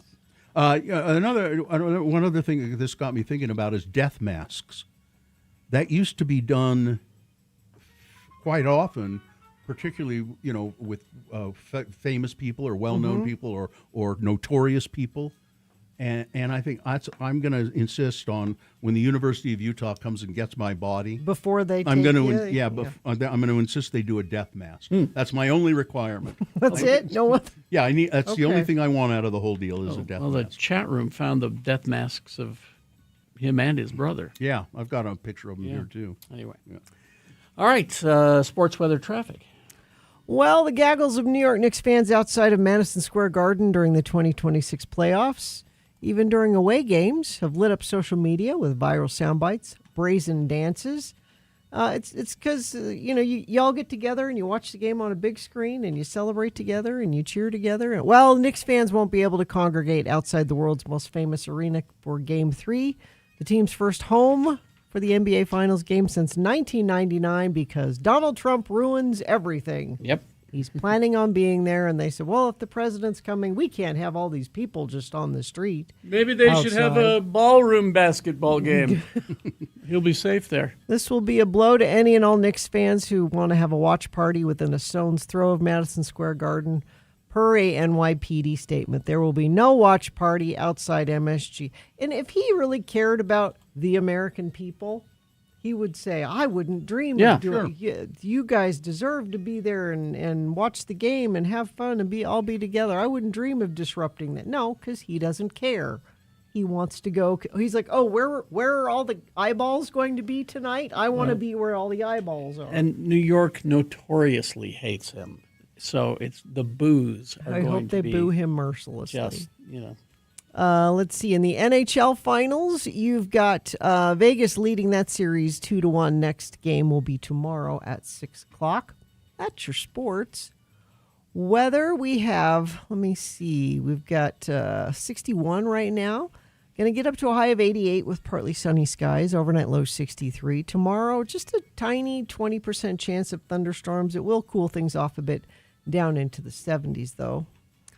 Traffic, we've got northbound and westbound closed Mountain View Corridor 126 South in Riverton. I believe that's due to a motorcycle accident. Closed at Legacy Ranch Boulevard. Expect delays there. Northbound I-15 53rd South in Murray, blocking one left lane there. Southbound I-15 at 26 South in Woods Cross. Accident there as well. And I think that's it. Nobody sent anything in via text for a bit, but you can always let us know what you're seeing out there at 33986. Most water heaters only have a 6-year lifespan. Don't get caught standing in a cold shower. Save $600 off a new 50-gallon water heater with Larson HVAC and Plumbing. Go to larsonhvac.com/X96. All right, 8:43 right now. We got some geek news for you coming up in a bit. Stand by. Well, I take it back. It really wasn't much better then than it is today. It's about the same nonsense. I enjoy it. I did like the line. We have a lot of diversity thanks to the Chinese restaurant in town. I don't know. I think we explore. What is it? The Voice of Mona, KVOM. Yeah, we I forgot about that. about That's something that we could explore definitely. Yeah, you're right. KVOM. What is it? KVOM? Yeah, the Voice of Mona. Voice of Mona. KVO. Like KVOG, the Voice of Ogden. Mm-hmm. KSL, K Salt There is Lake. a KVOM in Arkansas. Oh. But we could steal it. KNEU, What Voice town of in- Northeastern Utah. What town in Arkansas? What town in Arkansas? Let's see. No, wait, there can't. Arkansas has K? There'd be Oh W's. yeah, it'd be W's in Arkansas. Although wouldn't it? I think or are they on the other side of the? KVOM 101.17, the voice of Morrilton, Arkansas. Morrilton. Morrilton. I thought that was a fake town. No. That was in the show Moral Oral. Let's see what the staff is. Yeah, who works at KVOM? Eric Tyler, he's the news and sports director. Of course he is. Kenny Wall in the mornings. Oh, Yeah, these are all their real names, I'm Yeah. sure. Kenny Wall. There's a lot of news in Morrilton, I'm sure. Very moral news. Is Morrilton close to anything? Like a big city? I don't know. Morrilton, Arkansas. We get Denver a weekend show or something. Yeah, I mean there are things I'd forgotten that Oh, see, this is perfect. Here's the local events in Morrilton. Local events in Morrilton. Okay. It's the see? Morrilton Budget and Fire Meeting. The Budget City and Council Budget and Fire Committees. All right. Okay. Oh, they're meeting today at 5 at City Hall. Well, we don't have time to get there. Oh, we could hop a plane. What else? Wednesday, it's the Conway County Quorum Court Grievance Committee is going to meet. Say that again. Court grievances. Hold it. Say it again. Conway County Quorum Court Grievance Committee Wow. is meeting tomorrow at 5 p.m. at the courthouse in Morrilton. Now there's another setup for you. A court grievance committee Then this weekend, that the mayor could chair. guess who's coming to town? To Morrilton? Who? The Popovich Comedy Pet Theater. Oh, The Trained Cats? yeah. Our favorite Vegas show? The Popovich. Oh, Trained cats. Our favorite Vegas show? I was so disappointed last time I was in Vegas with my family. They didn't really believe me about Yes. this, and I said we're going to go see the gonna go see Popovich, the cat and show. they were closed. They were out Well, on they're tour. they're on in tour. Morrilton. They're hitting all the big cities. And then Oh, the it's Trained Cat Show. I loved that. it's the Union Valley Baptist Church free soup lunch is this weekend too. Free so- soup. Okay, well, I made some soup, Daddy. Yep, we got. And we're giving it away Now, to come on! Don't give it away. Okay, We all got- come on, Giving you Listen. ideas here. I'm sorry. listen. This is giving me some fodder to Okay, write, okay, and if you good. start All right. saying it, you I know. won't. Text question. How old is Denver? Is he 13 or 33? About. Yeah. It depends. Yeah, about. It depends. Depends on what is required of the sketch. In that one, he was pretty young, but sometimes he's 33. I'm so happy that Morrilton is getting the Trained Cat Show this weekend. Hey, their website, the radio station website, has area obituaries. Oh, really? This is great. Yeah. Oh, This I is going to love give this. me stuff. Oh, to they got the work with. River Valley Beef Conference coming up. The Beef Conference. Pesticide applicator training. No, this is a gold. Oh, Yep. there is a year's worth of sketches Yep. right there. Oh, Rami Mac Henley passed away. Oh, no. Oh. This is Pesticide applicator training. Carrie. They have a trading time show. Oh, really? Tradio? Yeah. This is I'm awesome. Denver Criddle with Tradio. Yep. Matilda the cat lady calling Now, in. Carrie. Oh, sorry. Make it the poodle lady. Sorry. Oh, you can do it. I'll forget it.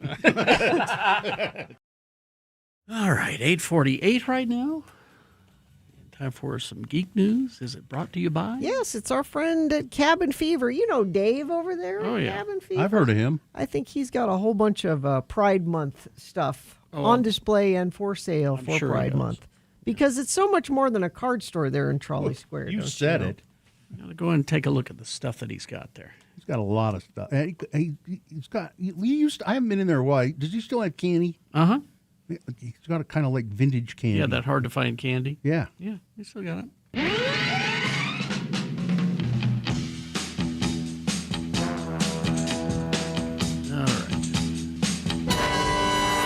I don't have much in the way of trailers for you today. Okay. So you'll have to work at work. But the only one that we got is it's more of a teaser, more of an announcer Okay. kind of a thing. Coming soon? This is coming soon. Okay. It's one of the most popular stories or runs of Teenage Mutant Ninja Turtles in comics history, in the history of the Turtles, that is.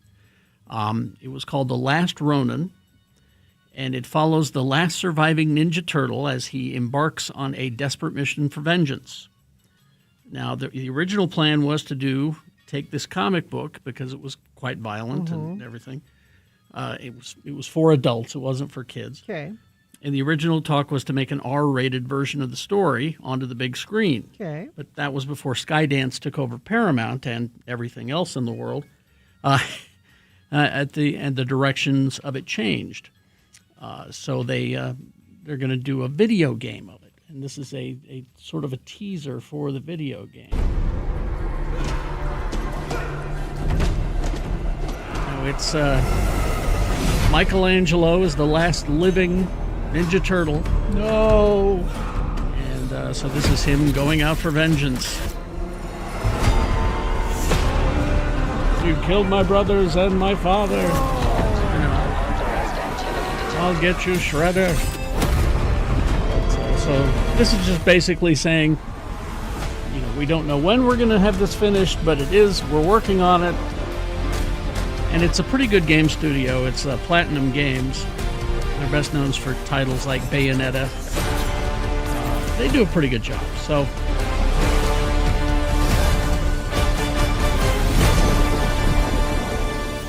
I would have liked to have seen the cartoon, but there you go. You get the video game. And I've been meaning to read that comic book for a long time. What's a good excuse to get caught up on it? So I had to go to Black Cat and pick it up. All right. Now, there was a lot of talk about who was number one at the box office this weekend. Right. Well, as of Friday, I think that this lost it to a Scary Movie. Mm-hmm. But as of Friday, you'll never guess which movie was number one at the box office. Oh, I know. It wasn't Obsession. No. It wasn't Backrooms. It wasn't Michael. It wasn't The Mandalorian and Grogu. No. It was Amazing Digital Circus. What is that? Exactly. It is. It just kicked ass on Friday at the box office. Thursday and Friday. I thought Scary Movie was number one. Scary Movie was number one eventually when it was all done. But as of Friday, this Thursday and Friday, this movie was just kicking ass. It's another video YouTube thing. Huh. YouTube cartoon. I am out of the loop on this. Deadline reports that the film was projected to make $6.8 million on opening day with its limited time theatrical run, but as of Thursday, it was up to $8.3 million, edging out Scary Movie. Yeah, you're not the only one out of the loop, Gina. Everybody, this caught everybody by surprise. Yeah. It's a surreal psychological comedy animated series that follows a group of humans trapped in a circus-themed virtual world ruled by an AI ringmaster. This is what it looks like here at x96.com/live. Each episode of the show sees its ensemble reimagined as cartoon characters, tackling their own baggage while attempting to escape the absurd existential horror of the chaotic world that they're trapped in, or they will become smoke monsters. Okay. And is this made by some like 12-year-old? It's a lone person. There's a little bit of baggage here because one of the voice actors has said some racist things online, but that's the internet. That's just what you do, I suppose. Interesting. But so you can watch. I think there's like 5 seasons of it on YouTube.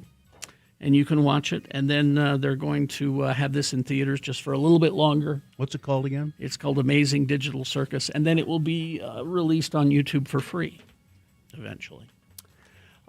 Speaking of animated stuff, we've got a couple of things here. Now I follow this on Twitter. It's the official Ghostbusters Twitter account. Okay. And this is all we know about it. Can't contain this one any longer. Ghostbusters Night Shift, an original animated series coming to Netflix 2027. And that's the new logo? That's the new logo for it Looks right there. scary. Yeah. So we don't know what it is, who's in it, what's in it. 2027, that's all we know. Ghostbusters. It's not based on anything you're familiar with. Nothing I'm familiar with. Just Ghostbusters Night Shift. All right. And also on your Netflix, Devil May Cry has been renewed for a final season. It's an adaptation of the Capcom video games. 3rd season will be the show's last. So if you're a fan of Devil May Cry, the video game, that's all you're going to get on your Netflix. So there's that. And finally this. Katie is completely against this. What? She says we don't need another version of Legend of Sleepy Hollow. But wait, there's a little bit of a twist to this one. It's called Hollow, and Sydney Sweeney is attached to both star in and produce Hollow. It's a bold reimagining of The Legend of Sleepy Hollow, directed by Lindy Anderson Beer and based on her own original novel. The story will be told through the perspective of Katrina Van Tassel, reframing one of literature's most iconic heroes. The novel positions Van Tassel not as a romantic prize, but as the central figure in the dangerous mystery and seductive supernatural love triangle. The story blends in gothic atmosphere, psychological intrigue, erotic thriller elements to a contemporary high-concept reinvention of the classic tale. I'm here to tell you Sydney Sweeney is not going to date Ichabod Crane. No. That's just no. Who are we casting, though? Maybe it's hot Ichabod. Isn't the Maybe conceit of Ichabod is that he's not hot? Yes, that is. He's a school teacher. Exactly. That he's goofy looking. Yeah. No, he's got a big, ugly Adam's apple. People make fun of him. Yeah. That's the conceit of it. And he's a jerk. Yeah, Sydney Sweeney is not going to date Ichabod Crane. You remember the Sleepy Hollow TV series? Yeah, barely. Yeah. I'm just thinking I think, as I recall, it wasn't bad. Somebody on Geek Show said that they watched it and quite liked it. Yeah. I don't recall it though. Wasn't enough spacemen in it for me or something, probably. Anyway, yeah, kids are texting in now saying they love the animated thing? circus thing. I think the Sleepy Hollow that I like best has to be the original. The Disney one? With the Disney, yeah. That was pretty scary. It was. When you were a little kid. It was scary. Headless Horseman is my favorite Halloween-y character. Oh. You know, they have him in the parade, the Halloween parade at Disneyland. I love it. It's a real horse. Yep. If you see a real horse, you can text us 33986. Crash southbound I-15 26 South in Woods Cross. Northbound, westbound Mountain View Corridor 126 South in Riverton. I believe that is still closed. Maybe you're in the area and can let us know if they've managed to reopen that yet. I don't see it on the UDOT camera, but you might be sitting right there and can let us know. I appreciate it when you do that. Do you need airsoft help? Do you want to learn about airsoft war games? Then you need to visit our friends Rad and Ajax at any tactical airsoft supply along the Wasatch Front. All right. Guy in the chat room says that Chainsaw Guy has now got his feelings hurt that you've picked Sleepy Hollow as your... Oh, well, no, you're a real Chainsaw Guy. Chainsaw Guy It's the mythical okay. Halloween character that you're not. You're a real guy, Chainsaw. Mm-hmm. Okay, we're going to take a break, play a song. After that song, it's the Boner Recap Game. All you got to do is call us and tell us who won the boner this morning. If you were listening, you heard it, you know. If you weren't listening, I'd go, you could probably guess, but why take that chance? Cheat. Go to x96.com, look for the box that says Boners June 8, 2026. Click on there. The answer will be revealed. And if you call us and tell us who won the boner, you'll win what? Tickets, this is the big reggae show, Iration Live at the Complex on June 18th.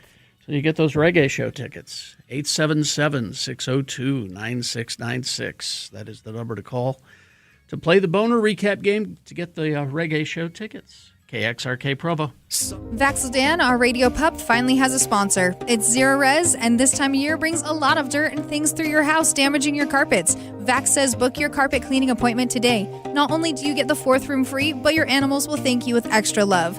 Go to zerores.com today.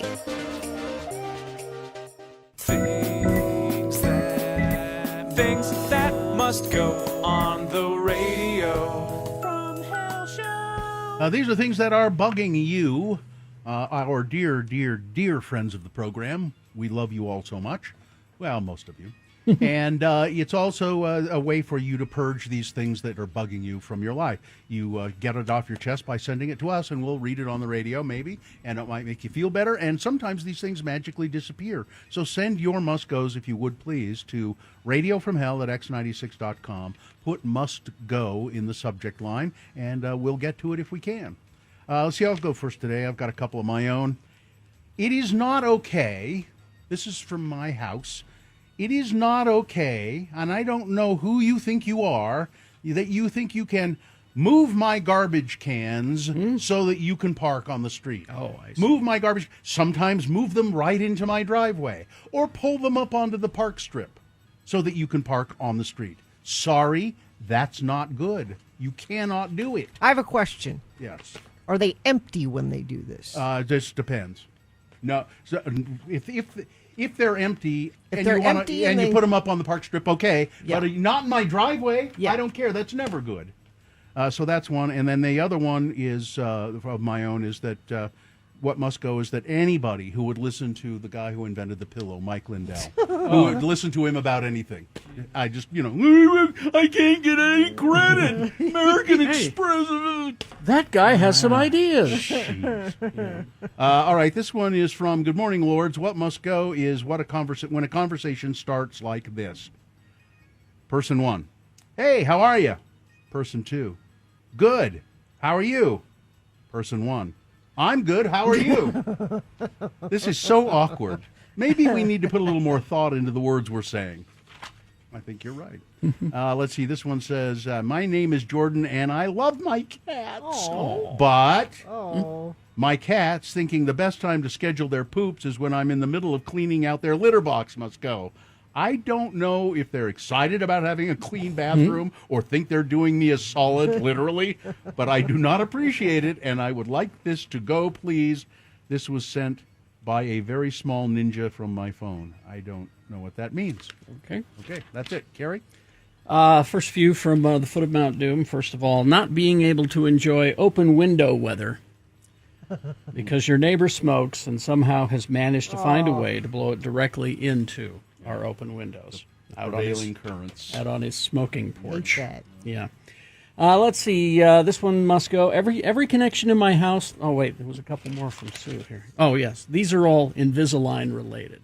Oh, that's the tooth whitening? Or Yes. No, that's Invisalign is straightening. Straightening. Okay. When I'm brushing with Invisalign with water because the liner isn't stiff, I accidentally push too hard when brushing, and I manage to flip water into my eyes all over the counter or on the mirror. Also, clear rubber bands for the braces. They aren't clear or invisible, just clear enough to make it hard for you to see them when you set them down. You drop them, you can't find them. I find them all the time for... let's see. Okay, back to the listeners. Every connection in my house being just old enough that they have changed to a new standard size, causing replacements to be more work. The burrs that my dog finds and brings in on his coat and then leaves on the carpet for me to step on. And somehow missing that burr plant despite thinking that we killed them all. This one from Damon. I'm not one of those crybabies who complains about eating on microphone, as long as it's done honestly. Okay. What must go is audio ads which feature a crunchy bite of food that's been Foleyed and enhanced with studio magic and then pumped right into my earbuds. So he likes honest. He prefers a natural sound as opposed to an Indiana Jones type. Yes. It's very specific, isn't it? Yes, it is. Let's see, this one from Mike. If you could use your radio magic to make these things go, it would be great. First, having a common name and constantly needing to clarify, no, I'm the other Mike. Oh, poor Mike. If you just put a moratorium on naming your more- kids Mike no for more Mikes. Yeah. People who grocery shop through a convenience store drive-through must go.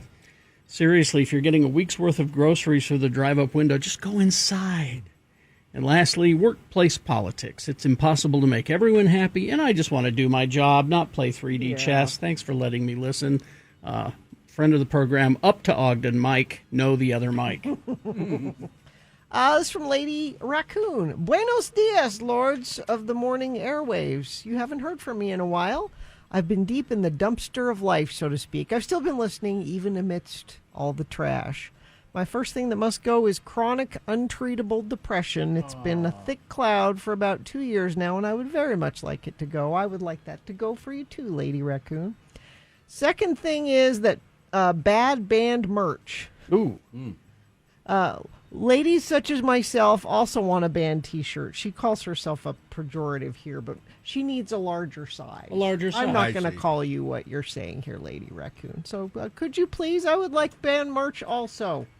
And lastly, spending a bunch of money on a degree only to fall out of love with your career a few years later must go.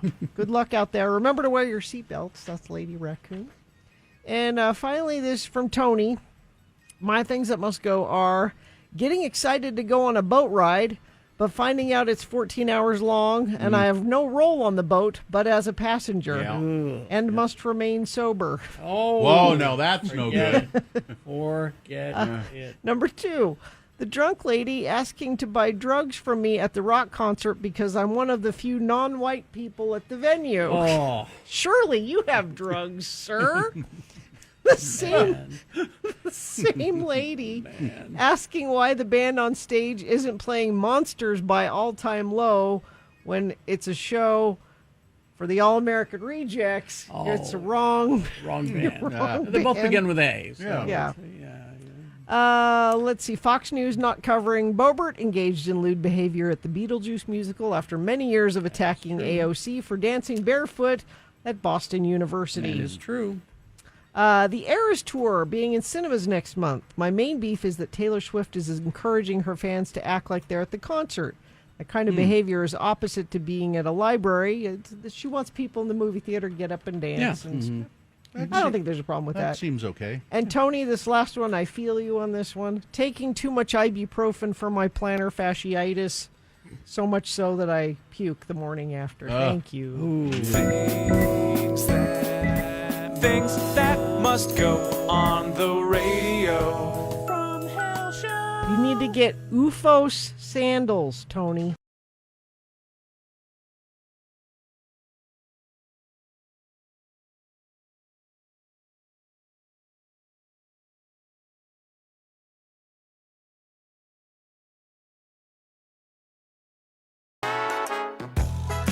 Biff and Roy, and he wants to do the Boner Recap via text from Roy, and that's not how that works, Biff. You got to call in if you want to be part of the Boner Recap.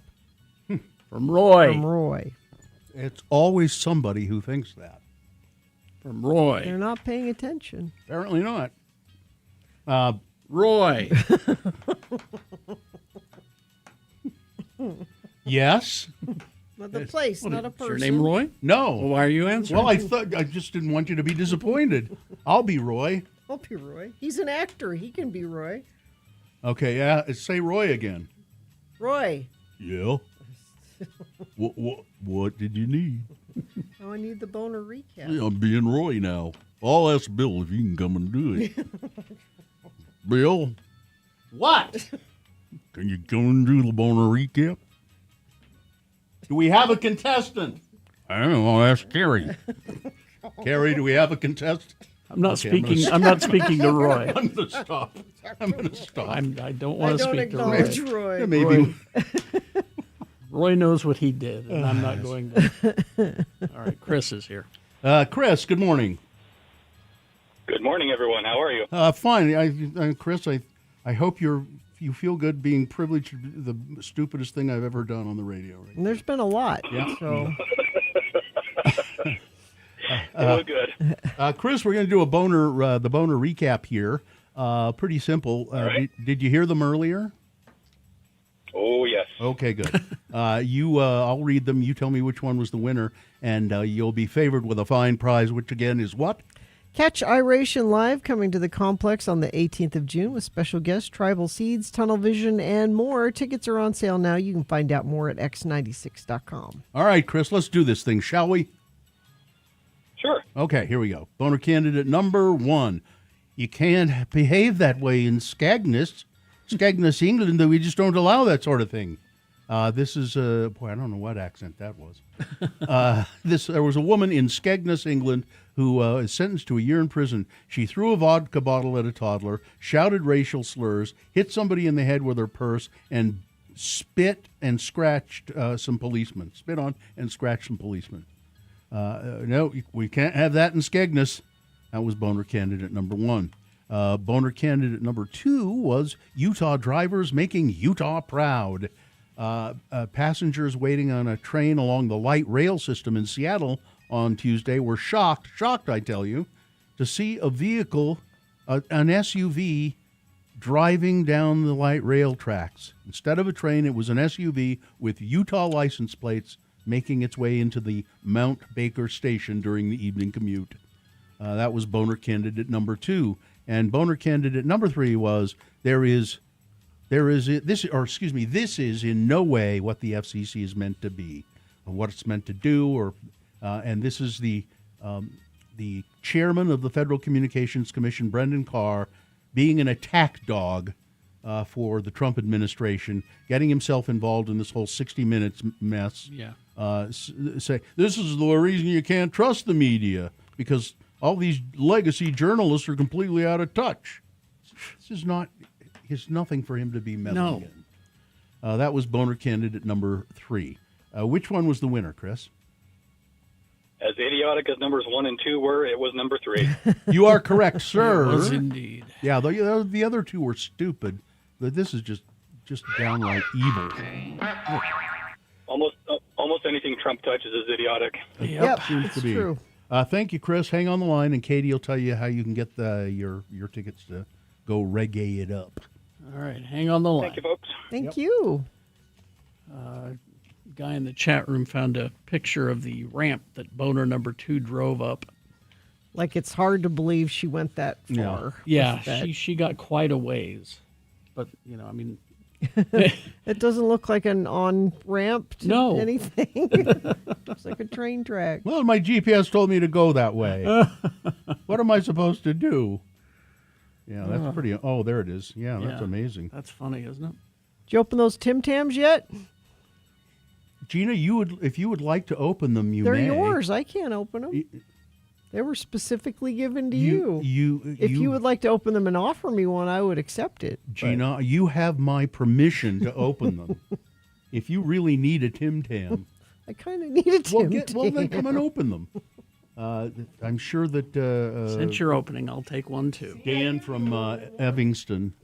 I might need scissors for this. Uh-oh. Or a pocket knife. Yeah, I have a pocket knife. Somewhere. Might be in my pocket. I had to go through a metal detector over the weekend, and they said, "Do you have a pocket knife on you?"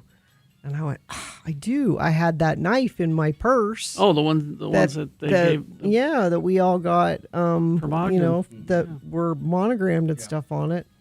And the nice police officer said, "You're gonna have to go put it in your car and come back," which was a pain in the ass. That happened to me. It was a Leatherman tool. And I had to, they said, you can go to that shop right there and buy an envelope and mail it to yourself. Yeah. Which I did. All right, here we go. Nick has never heard of Tim Tams. They're a British cookie. Yeah. Oh, Australian, I mean, not British. Describe them, what they taste like. Or what they're made. Describe what kind of cookie they are. Yeah, we've seen them. No, I mean, describe what's... Yeah. Are you asking me to? I wasn't in front of the microphone. Somebody. They're I don't know. They're like a They're a bis- chocolate biscuit they're a made by biscuit. Arnott's, consisting Yeah. of 2 malted biscuits with a chocolate cream filling, all covered in textured chocolate coating. Yeah, they're biscuit. They're biscuits. Mm-hmm. No, they're not biscuits. They're cookies. They just they that's what they call them in England, but they're wrong. Biscuits are biscuits. Do they have cookies in England? Or anything on their cookies or- computers. But I don't. I love a Tim Tam. They have some that have caramel in them. Those are good. Mm. Thank you. Somebody said you should put them in the freezer. Mm. Well, it's too late. You're eating it now. Mm-hmm. Mm. Thanks, Dan and So Evanston. they're good? Yeah. Oh, good. Kind of tasty. Here, you want me to hand it back to you? He also gave us a lot of mini bottles. Like there's there's all kinds of stuff in here. I don't even know what Disaronno is. Oh, Katie wants it. Well, it's like a cognac. I believe. No, I thought it was a liqueur. Yeah, I think it is a liqueur. There's a vodka. You want a vodka? Right now? There's a make. No, I'll just split them up here. Vodka and Tim Tams. Yeah, you bet. Oh, the Disaronno it's an amaretto. Oh, so it's kind of Swedish. Very sweet. I mean, not You can Swedish have as that, in the Katie. country. Yeah. Let me see here. Katie can have Put it in that. your coffee. You know. Here's some Baileys. Speaking of putting in your coffee. Yeah, there you go. And some Kahlua. Also in your coffee. Yeah. Or over ice cream. Somebody says, my son lives in Australia. You're supposed to bite off 2 corners diagonally of the Tim Tam and then use them as a straw to drink your coffee. Oh. What? Well, now you tell us. I think I've heard of that, actually. It doesn't seem possible. Some Jim Beam.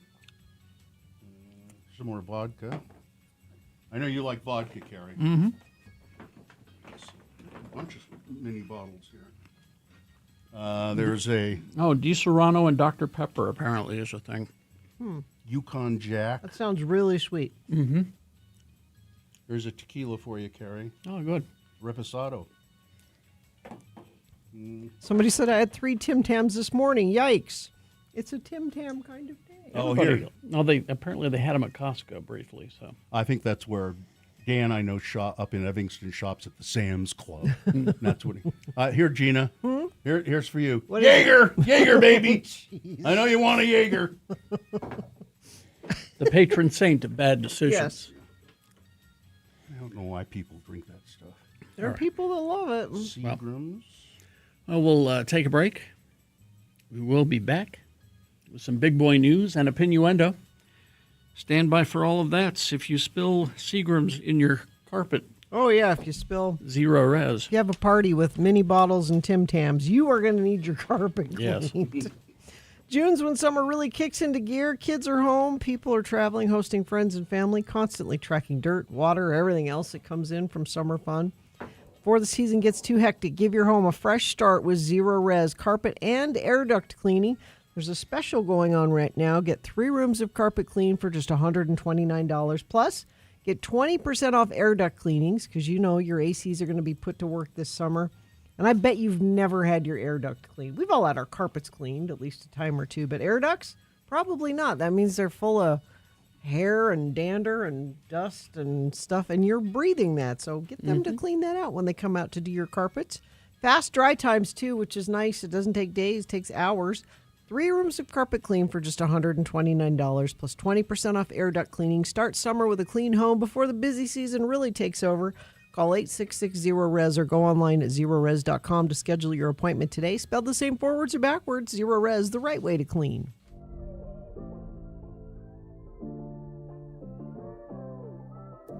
Sturdy. Spell it with me now, S-T-U-R-D-Y. And now we'll use it in a little bit of dialogue, starring as our Utah friends LeVar and LeGrand. The scene takes place in LeGrand's family room as this conversation ensues. Again, the word is sturdy. A beautiful sight, we're happy tonight, walking in a winter wonderland.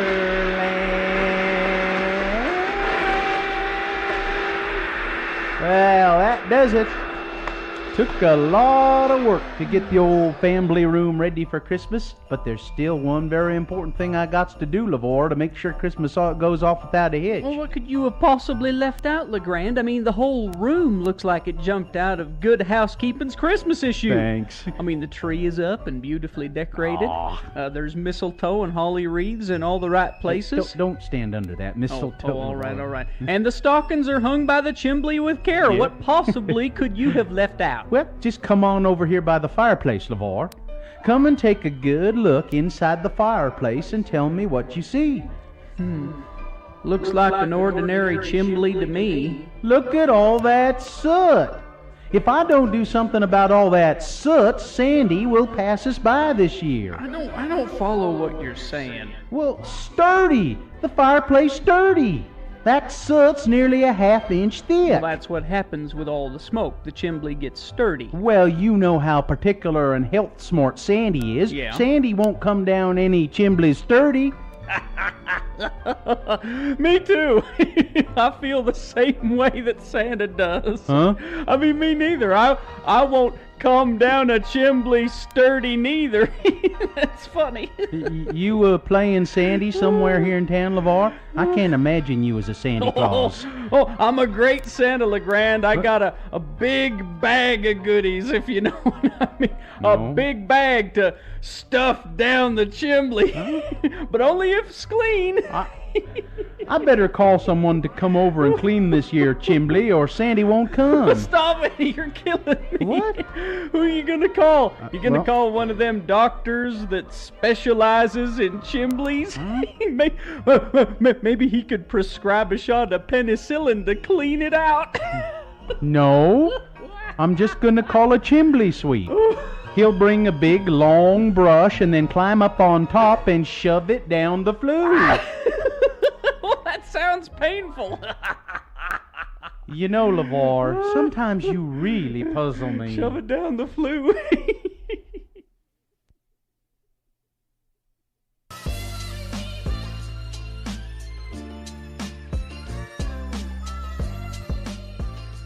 So, you want to see my bowling shoes? Oh, aren't those nice?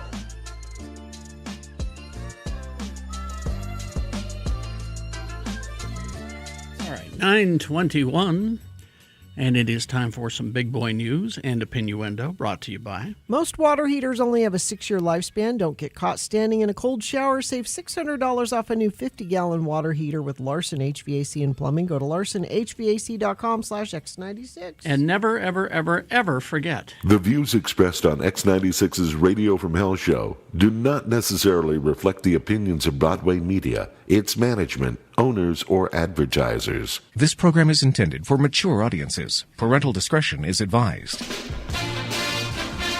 A federal lawsuit seeks to halt the upcoming UFC fight card on the White House South Lawn in a mixed martial arts show timed for Donald Trump's 80th birthday.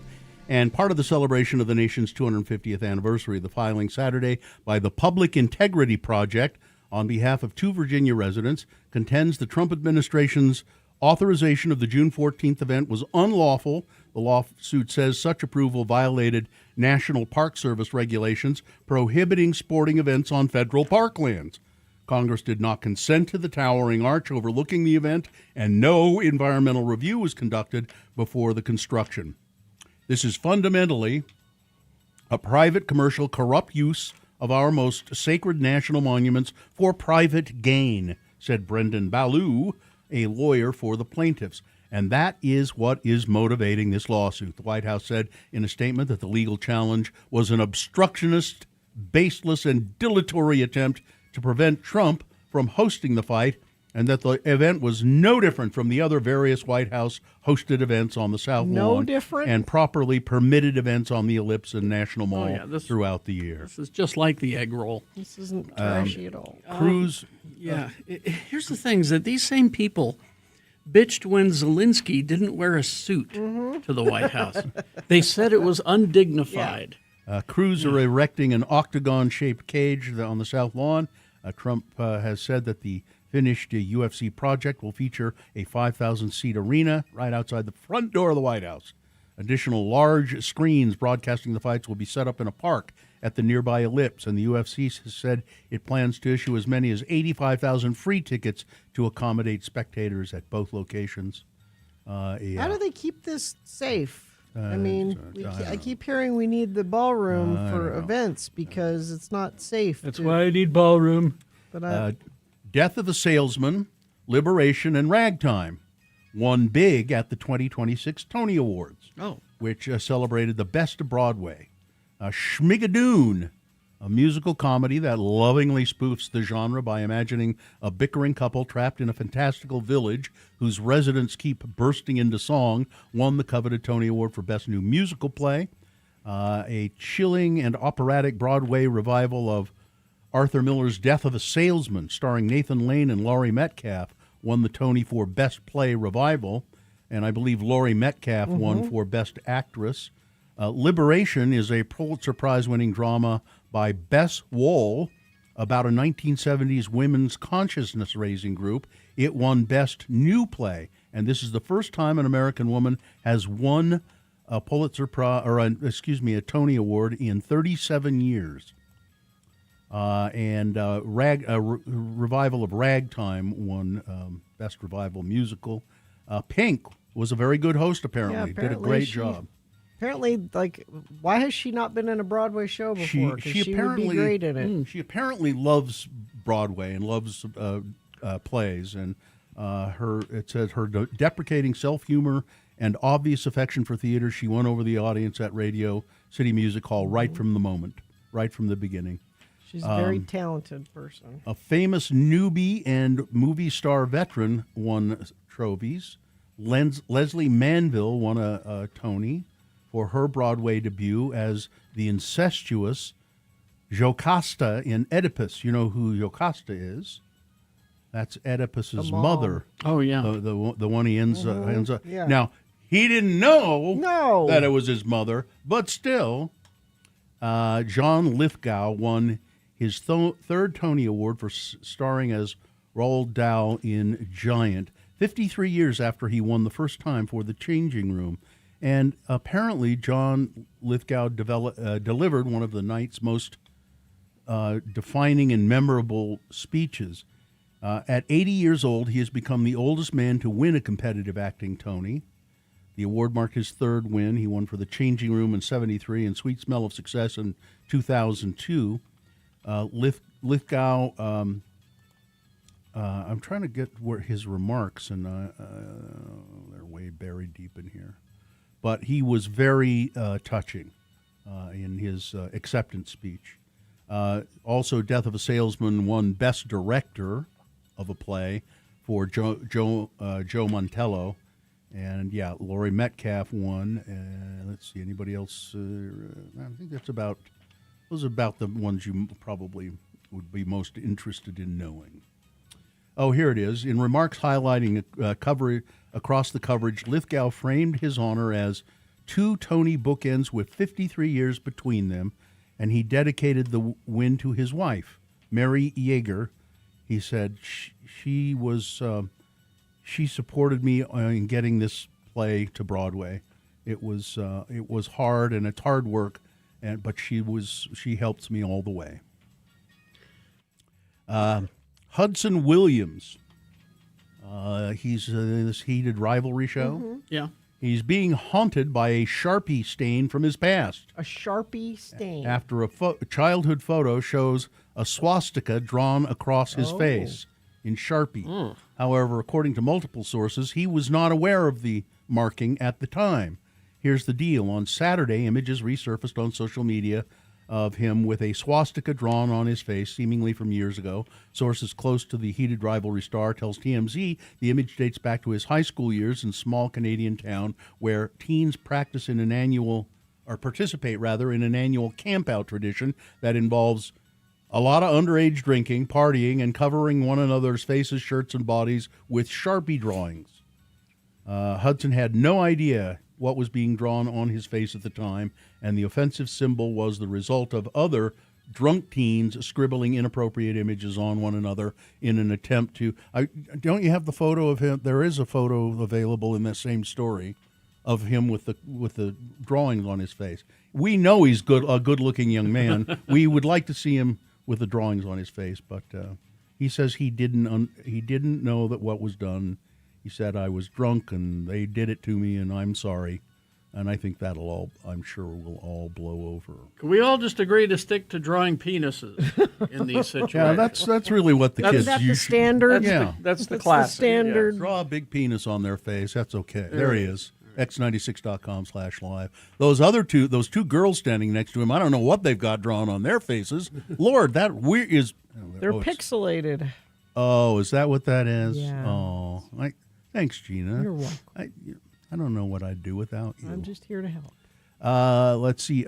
Carrie used to have you used to have a thing for Carmen Electra. Long time ago. Carmen Electra is sharing a surprising detail about her relationship, Prince.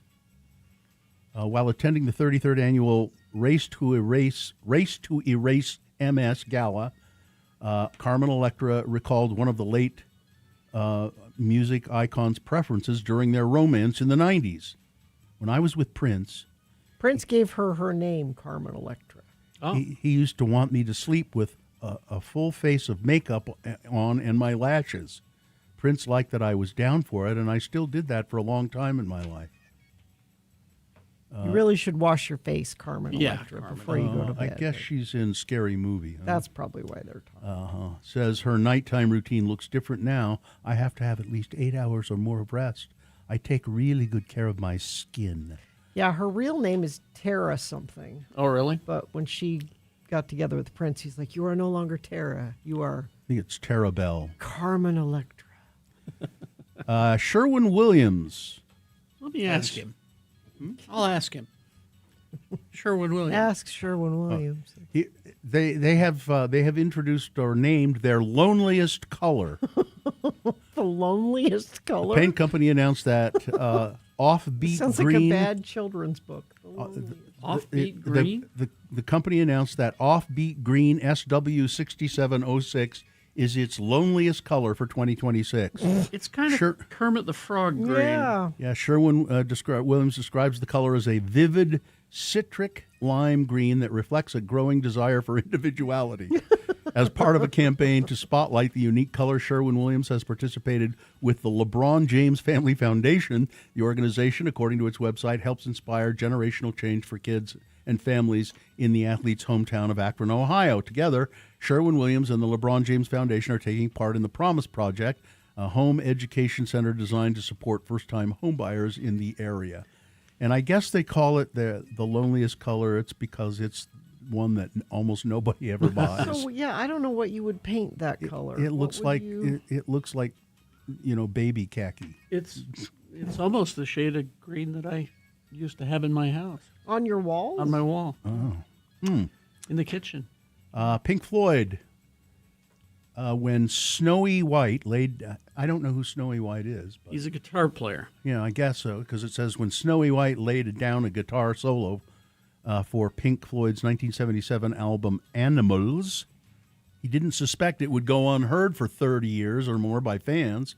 His contribution to Pigs on the Wing only appeared on the 8-track edition of the album. Yep. And it died with the format in the early 80s. That's bizarre. Until the internet, and years later, a new compilation album revived it. The 8-track tape found success in automobiles because the tape was looped and you could just pop it in and not have to mess with it. But the format had, for those of you who don't know, a very strange restriction. It was not possible to adjust the fixed length of the 4 stereo tracks, meaning the songs were often cut in the middle. Mm-hmm. It would just clunk to another track in the middle of a song. It was pretty awful. Not a good system. No. Yeah. So the way that the song is presented now on the album is it starts with Pigs on the Wing Part 1 and ends with Pigs on the Wing Part 2. Okay. It's one song, but they cut it in half, and he had a guitar solo in the middle. There was David Gilmour's guitar solo. So they didn't mean for it to be heard in that way. It was good. It was David Gilmour's guitar solo, but it got erased accidentally, and he was pissed because they accidentally erased it, and so they called in Snowy White. He did it. I see. And it was supposed to just be one song as opposed to two short ones. Well, Anyway. okay. All right. Is that it? Yeah. Weather? Okay, 64 right now. Going to get up to a high of 88, partly sunny today. Overnight tonight, low of 63. Tomorrow, got about a 20% chance of thunderstorms, high of 77. And then we just kind of warm up for the rest of the week, back up into the 80s. All right. Thank you.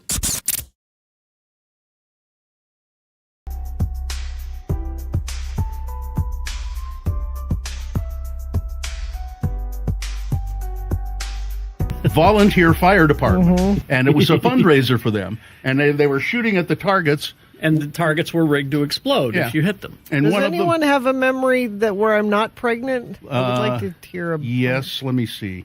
How about this one? In 2009, your testicle festival caught my attention. Yes. With 3 sons, I listened closely. A year later, my 44-year-old husband was diagnosed with testicular cancer. I called in to thank you for having had the Testicle Festival, as it raised my awareness of the condition and made it easier to talk about. To my surprise, I was put right on the air. It was a funny conversation and my first contact with Radio from Hell, but I had been listening for a while. In 2011, I met Gina on location at a local tire shop. She was pregnant. No, it doesn't say. I mentioned that I loved Radio from Hell and considered applying for the internship, but I was older and hesitant. This is from ShamWow. Oh, okay, yeah.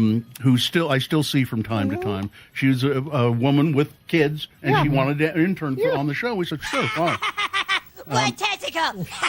Says, I worked with Ryan Ireland, who was an editing wizard. I loved helping the 3 of you and learning about radio production. Perhaps what I most appreciate was the opportunity to meet your guests, especially Sister Dottie, who was so much like my exuberant, funny Spanish fork grandmother, whom Charles Lynn Frost actually knew. I still tear up when I think about Charles. Aww. Thank you for all the opportunities you've given me.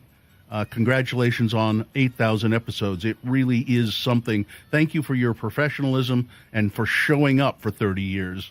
Insight, humor, generosity, all-around goodness. Haley, a.k.a. ShamWow. Thanks, ShamWow. That's really, really nice. Let's see. Oh, I heard from... where is it? This is Clayton. He's in England, isn't he? Yeah. Congratulations on let's get this thing over with for the 8,000th time. Yep. I remember it like yesterday, celebrating the 5,000th episode. On the sentimental note, it's been an honor to be a part of the group that are known as Friends of the Program. It was a pleasure to serve you as former intern Clayton. The community I have come to know through the 3 of you and the Radio from Hell program that makes you feel like hell in the morning has been the most wonderful aspect, some of the greatest of whom are no longer with us. Aww. Jeff Weiss, Punk, Carlin. He knew that he remembers those 3 fondly. Even across the pond, I think regularly about the informative and challenging conversations you've had about your lives and life in general. All right. 9:36 right now. We had a big party on Saturday for our 40th. Actually tomorrow, the 9th, is the actual date. Correct. The actual proper date. Proper date of how 40 years of Radio from Hell. And I think there's some things planned for tomorrow as well. I have no idea what you're talking about. Yeah, come on. You do. You must. It's not like I have plans to do things in the studio at all. I'm not the producer. I don't know what you're talking about. Okay, well. I'm not that person. I didn't go all out on the 39th anniversary. That's true. Yeah, we had a cake and everything. Yeah. If you say so. We have the Donut Critic tomorrow. Well, there's that. that. Yeah. Okay. I just happen to know that there's something else is up somewhere along. There's speaking of the Donut Critic, there's an ice cream place in Utah County that I want him to go to. I can't remember the name of it now, but You gotta tell him the name. I had their goat cheese ice cream. What? Yeah, I know. That was the face I pulled too. but it works. Okay. You know what what I'm saying is, what the hell are you doing in Utah County? That too. It was brought up to us. Oh. It was brought to you. Carrie won't go there. It has to be brought. Yeah, I don't go there anymore. Fetch me some goat milk ice cream. If I want to look at my hometown, there's a Facebook page. You can see what's going on. There's a guy who takes Sure. these beautiful photos around the pond, and so. I've taken the liberty of dividing up these mini bottles too. Oh, you Those did? Yeah. Those are for you, Kate. Sweet. Those are Kahlua and Bailey's. My husband's going to be stoked about this Jaeger because I don't allow Jaeger in my house because it is gross. It's horrible. Blech. I don't know why anybody would want it. My- That's why I gave it to you. Cool. My husband will love it. All right. And those are liqueurs. And So take part of the party that we had on Saturday was a drawing, and we had concert tickets and a wine. Yeah, thank you, thing. Live Nation, for giving us these tickets, Trent Falcone, and Mm-hmm. and It was good to see Trent. I by hadn't the seen way, him in a while. I hadn't seen his wife for years. It has been a while. She does not look even slightly different than she looked. Exactly. She's as luminously beautiful now as she has ever been. It was the first time I met her, and she was phenomenal. She pulled me aside and sat very there and nice. talked with me. Yeah, she was she's great. She's really nice, and she's just very lovely, too. And I've always thought her name should be like a character, like a private detective. Kat Falcone. Isn't Oh, that a there you cool go. name? Yeah. So anyway, they got us. We got some 311 tickets, some Emperor of the Sun tickets, and some Muse tickets. Which one do you want to do first? You tell me. Let's do Muse. This is a drawing for some Muse tickets. Muse. And There then, was a lot of people that put into this thing. I'm going to tell you right now. All right. we had over 200 people at the party. So All right. Looks like this one is Dallas A. Okay. Dallas So A. What? Dallas A. It's just Dallas We'll A. have their phone number. I have all their information, so I will be sending these to them. So that was for Muse tickets. Let's do 311. The Okay. next 311. Okay. And these are all shows that are coming, I guess. Rob Ferv. Yeah, Ferv. Ferv. Ferv. Ferve. Okay. Ferv. Okay, that's for 311. Okay. And then Emperor of the Sun. Empire of the Sun. It's Empire of the Sun. Sorry, my handwriting got a little lazy there. I should have known that. Looks like it's Betsy Johnson. Okay. Got her information. All right. Now we So- have one other thing to draw for, and that's Jimmy Santangelo. The Wine Academy of Utah it's an in-home wine event. For 6 people with 5 different wines and That's amazing, and all provided. I mean, glassware, tasting notes, everything's provided for it. They come to your house, they do it for you, tell you all about it, teach you about the wine. Yeah. We've all had it done. And in must our be house. 21 or over to attend, Yes. mind you. Let me add that. Great. Okay. So,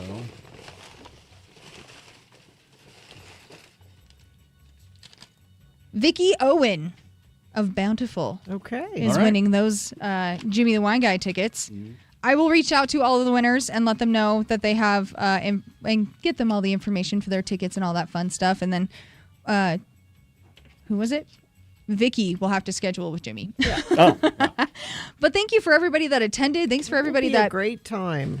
put all these and, in. There's so Cafe many. Melise was great too. Oh, I mean, yeah. All the people that work, there's a lot of friends of the program that work there. Oh, yeah. And they were great. And I have eaten dinner, just in the regular restaurant part downstairs. I had never been upstairs. Oh, to in the big room. What a beautiful place. Gorgeous. Yeah, great space.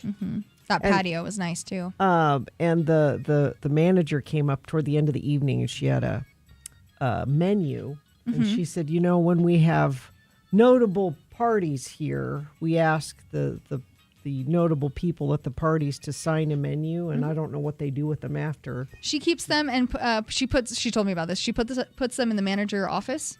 And She said the last person we had here was Adam Sandler. I was gonna say that, yeah. Adam Sandler. So it was Adam Sandler, then us on the wall. Well, there we go. Well, Bill and I have opened for Adam Sandler. That's right, we did. Long time ago. Yeah, up at Kingsbury Hall, as I recall. It was they were taping a TV. They were trying to do a TV show. It didn't work out. It was a pilot, and I don't think it ever saw the light of day. But we were the I don't know, guest host opener. Yeah. We had some jokes. We I think did a little Was bit. Larry Bud Melman? Was that part of that? Oh, one? I think it was. Might have been. I think Larry Bud Melman was part of that, and there were cheerleaders involved, as I recall. but I really don't remember much about it other than that. Yeah. Except Adam Sandler sang something, I know. And I recall he was pretty funny. You know, when I first saw him just do stand-up years and years ago, he was so odd and so funny. He was really funny and endearing. He had a kind of a quality about him. He still does. Yeah. He really does. He's so popular that I sort of have the tendency to kind of... By popular, you mean rich. Yeah, but both, yeah. I guess I have the tendency to forget that he can do stuff that's very, very meaningful and very touching. And he's got that Netflix money. Yeah. And he sure does a lot of dumb projects. He's managed to parlay it into a career.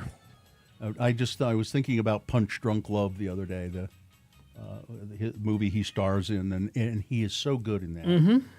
With what's his name who died? Philip Seymour Hoffman. Philip Seymour Hoffman. Yeah. Man. Anyway, but thanks everybody for coming to our event. Yeah, it was, thanks for all the gifts and all the nice words you had to say. You couldn't be kinder and nicer. Yeah. And we're lucky to have had you for 40 years. Yes. I forgot to mention, Demetra in the chat room gave me this really cool TY dinosaur that's like in like a video case looking thing, like a VHS tape. It's kind of cool. If you have pictures from the event and things like that, please email them to us at radiofromhell@x96.com. I'm going to compile, Dawson and I will compile a video, and I'd love to have the pictures from the listeners of you guys and stuff. I sent you one. Perfect. Text. Okay. I think it went through. It's actually a picture I stole from Frank Christ. Oh, okay. Who was hovering. Frank Christ was there taking pictures? He was hovering. And none of us even knew. You didn't even know. Okay. All right. Thanks, you guys. And thank you, Katie, for doing such a great job. Oh, thank you. Yeah. Putting it all together. It was fun. And it turned out really great. Yeah. Sorry, I didn't get your pickle fountain, Gina. That's quite all right. I did try. You want a Tim Tam? I'll take a Tim Tam. You can have a Tim So Tam. I'm going to take a whole thing of Tim Tams. Tams. Yeah. You're going to post a video of the event, but people were asking about the video that we had running. Oh yeah, my slideshow. We should put that up somewhere. I can compile that into a whole video itself as well. I was going to use some of those as well and kind of splice them into the event But I think people video. want to see the whole. You know, I didn't see a single second of that. Really? No. I saw a few. I was out on the patio for a long time, and then when I came in, I don't know. There were quite a few pictures I don't remember, and I'm in them, and I don't remember the event. I'd love to see them. I gotta say, your Guy Fieri phase. Oh, I'm sorry. I saw those and immediately was like, what? And it wasn't a Guy Fieri phase. Guy Fieri wasn't a thing back then. I was channeling Malcolm McDowell from Star Trek. Oh, okay. I can see that. Anyway. That's you know, the one of the people that I met that was so great when I came in and I yelled up to the balcony for him, and I can't remember his name now. James, I think it was James. But he was too shy. His friend said he's too shy, and I said, well, I'll make him come down. So he came down, and as it turns out, he's a farmer. Oh. And I said, where do you farm? He says, Bangor. My family's owned the Bangor farm in like Bountiful or late for 150 years. Oh, wow. That's cool. Generations and generations of farmers. Yep. Sweet. Excellent. All right. We will take a break. We'll play a song and crawl towards the exits coming up. Stand by. UtahAdvocates.com. If you have any troubles at all with an insurance company as a result of an accident that you have been in and you've been hurt and they're trying to give you don't give them a chance to give you the runaround. You call the advocates before you ever talk to any insurance company. 801-355-5550 is the number to call. They are personal injury attorneys. They don't charge you for a consultation on that phone call. And as a matter of fact, you don't ever pay a dime out of pocket if they take your case. They will win it for you, and then you will say, you are welcome to take some of that. Thank you. The advocates. They're really nice people, too. They're the people who run the agency are great. You call them 24 hours a day, 7 days a week. You'll get a lawyer on the line, even at 2 o'clock in the morning. He will talk to you about your case, 801-355-5550. If you're shy, you can chat online. It's UtahAdvocates.com. You can watch I was just just an odd experience. I was just in the men's room. Uh-oh. And using the facility there, and I needed some toilet tissue to finish things up. All right. And so, you know how they have those big dispensers? Yes. With like 6 rolls in it or something. I hate those. I do too. So anyhow, I reach in and I pull some toilet paper out, and as I pull the toilet paper out, something falls out. I guess it fell out of the dispenser onto the ground. Okay. And I thought, I think I know what that is, but I had to finish up what I was doing before I could inspect it further. And sure enough, it's the top of a vape cartridge. You picked it up? Yes, it's a piece of plastic, Gina. It's a piece of plastic with, it looks like it still has perhaps some... that somebody had their mouth on. Are you like a toddler that I have to follow around going, that's been in somebody's mouth. Don't pick that up. I don't know what's wrong with you. There is just something wrong with you. First of all, you have zero curiosity in life. Zero. I would not pick up something that had been in some stranger's mouth. And in the toilet paper dispenser. It was in the toilet I paper think dispenser? so. When it spun Because around? when I pulled the paper, it fell onto the ground. It could have been sitting on the top of it. No, I would have seen it if it had been sitting on top of it. So somebody, I didn't examine further to see if there was more of it, because this is just the top part. The battery part is, and maybe it's in there. Maybe somebody's been hiding. But who's vaping in the bathroom? You don't need to vape in the bathroom. I think a lot of people do It's like that. we're back in high school. No, I think if it's not just harmless, nicotine vape, if it's something from a medical marijuana place, then maybe you don't want to do it. Well, you don't want to Out do in it the open. in the bathroom. You go outside where it'll dissipate. If you do it in the bathroom, it's not going to dissipate. Well, I don't know. It's just curious. It's curious. I should go back in and see if the rest of it's there. I would think you, who would be an expert of smoking in the boys' room, Yeah, I did. would realize that you don't do it in there because it doesn't dissipate. The evidence is there. Yeah, I never understood that idea of smoking in the boys' room. Me neither. I'd You're always going to get caught. You go out in the parking lot. Parking lot. Go someplace where nobody's gonna, or hopefully won't catch you. Mm-hmm. But they always caught us anyway. But I wonder why it's probably but it was inside that dispenser. I was going to say if it just fell out of somebody's pocket, but it didn't fall out of somebody's pocket into the toilet paper dispenser. I don't know. So I'm going to follow this till I think you should, Detective Bill. Here, Gina. No!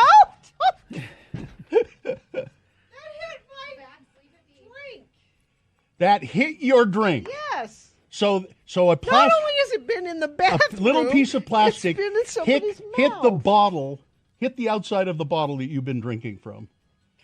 You're so weird. You are so weird. Yep. Don't let your No, dog don't. get that. No, don't let him. Now Katie has to touch it so her dog doesn't eat it. Now, Ivy reminds everyone, what about touching doors, elevator buttons? Okay. Yeah. It's all the same. Yeah. And then Emmeth in the chat room says, people drink airplane bottle of vodka in the bathroom at work, so vaping should true. be expected. No, it's different. There's no It's no not odor when filling you drink. a room Yeah. with smoke. That's a different. You can't compare the two. When you vape marijuana, though, it doesn't. There's not a lot of smoke or anything. There's enough. It mostly ends up in your lungs, and then I guess it depends on how heavy you set the machine. But I can't. I'm a weakling. I don't do much. I don't do it. I can't remember the last time I did it. And if you're trying to dispose of evidence, I don't think Do you that's think the way to do it. Do you think that's what was happening? It's just there? weird. I don't know. It's just weird. Maybe it's the janitorial staff. Maybe that's how it ended up accidentally inside the dispenser, the toilet paper dispenser. Now I'm going to go back to the bathroom and Could check be. and see if the rest of it's there. And if it is, maybe it's still good. I think you should hang out in there. Yeah. just to see people coming and going. And How you doing? Yeah. What's going on? Well, maybe there's a way I could disguise myself as a paper towel dispenser. Yeah, this is empty. I was thinking there's some in it, but it's empty.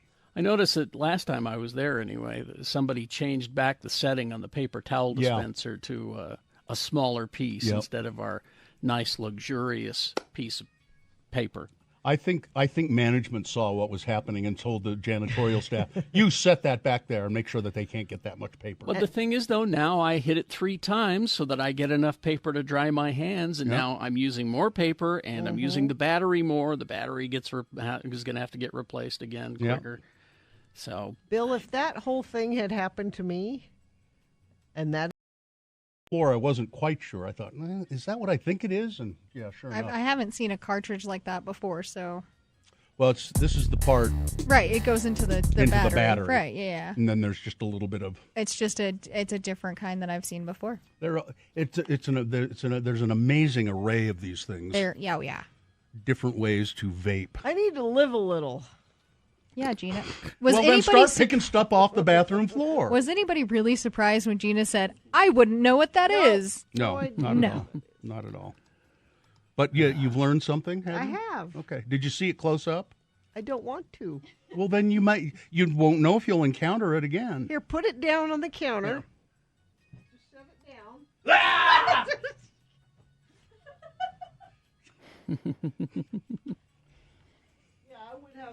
I would not have. See, tip it over.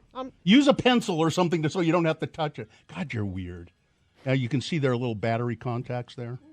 See? You could have examined it all day and not known what it was. Nope, no idea. all right, so we have just enough time to finish all the thank yous and do the promo. Yeah, I was going to say, we want to thank our fabulous entertainment for the night. The cellist, Kat Finley, she did a great job, and her husband, I want to say his name is Ike, big guy. He was really nice and longtime friend of the show. Loved the show for a long time, and so. But Kat Finley, she's very good, and she works with Air Supply, tours with Air. Yes, they're still a thing, and she travels all over the country and in Europe, I think sometimes. We were lucky to get her. It was perfect background music for our event. All right, let's do the promo and get out of here. Tuesday's Radio from Hell features Utah Word of the Day. But how about we do a Japanese word of the day? Gina, how are you today?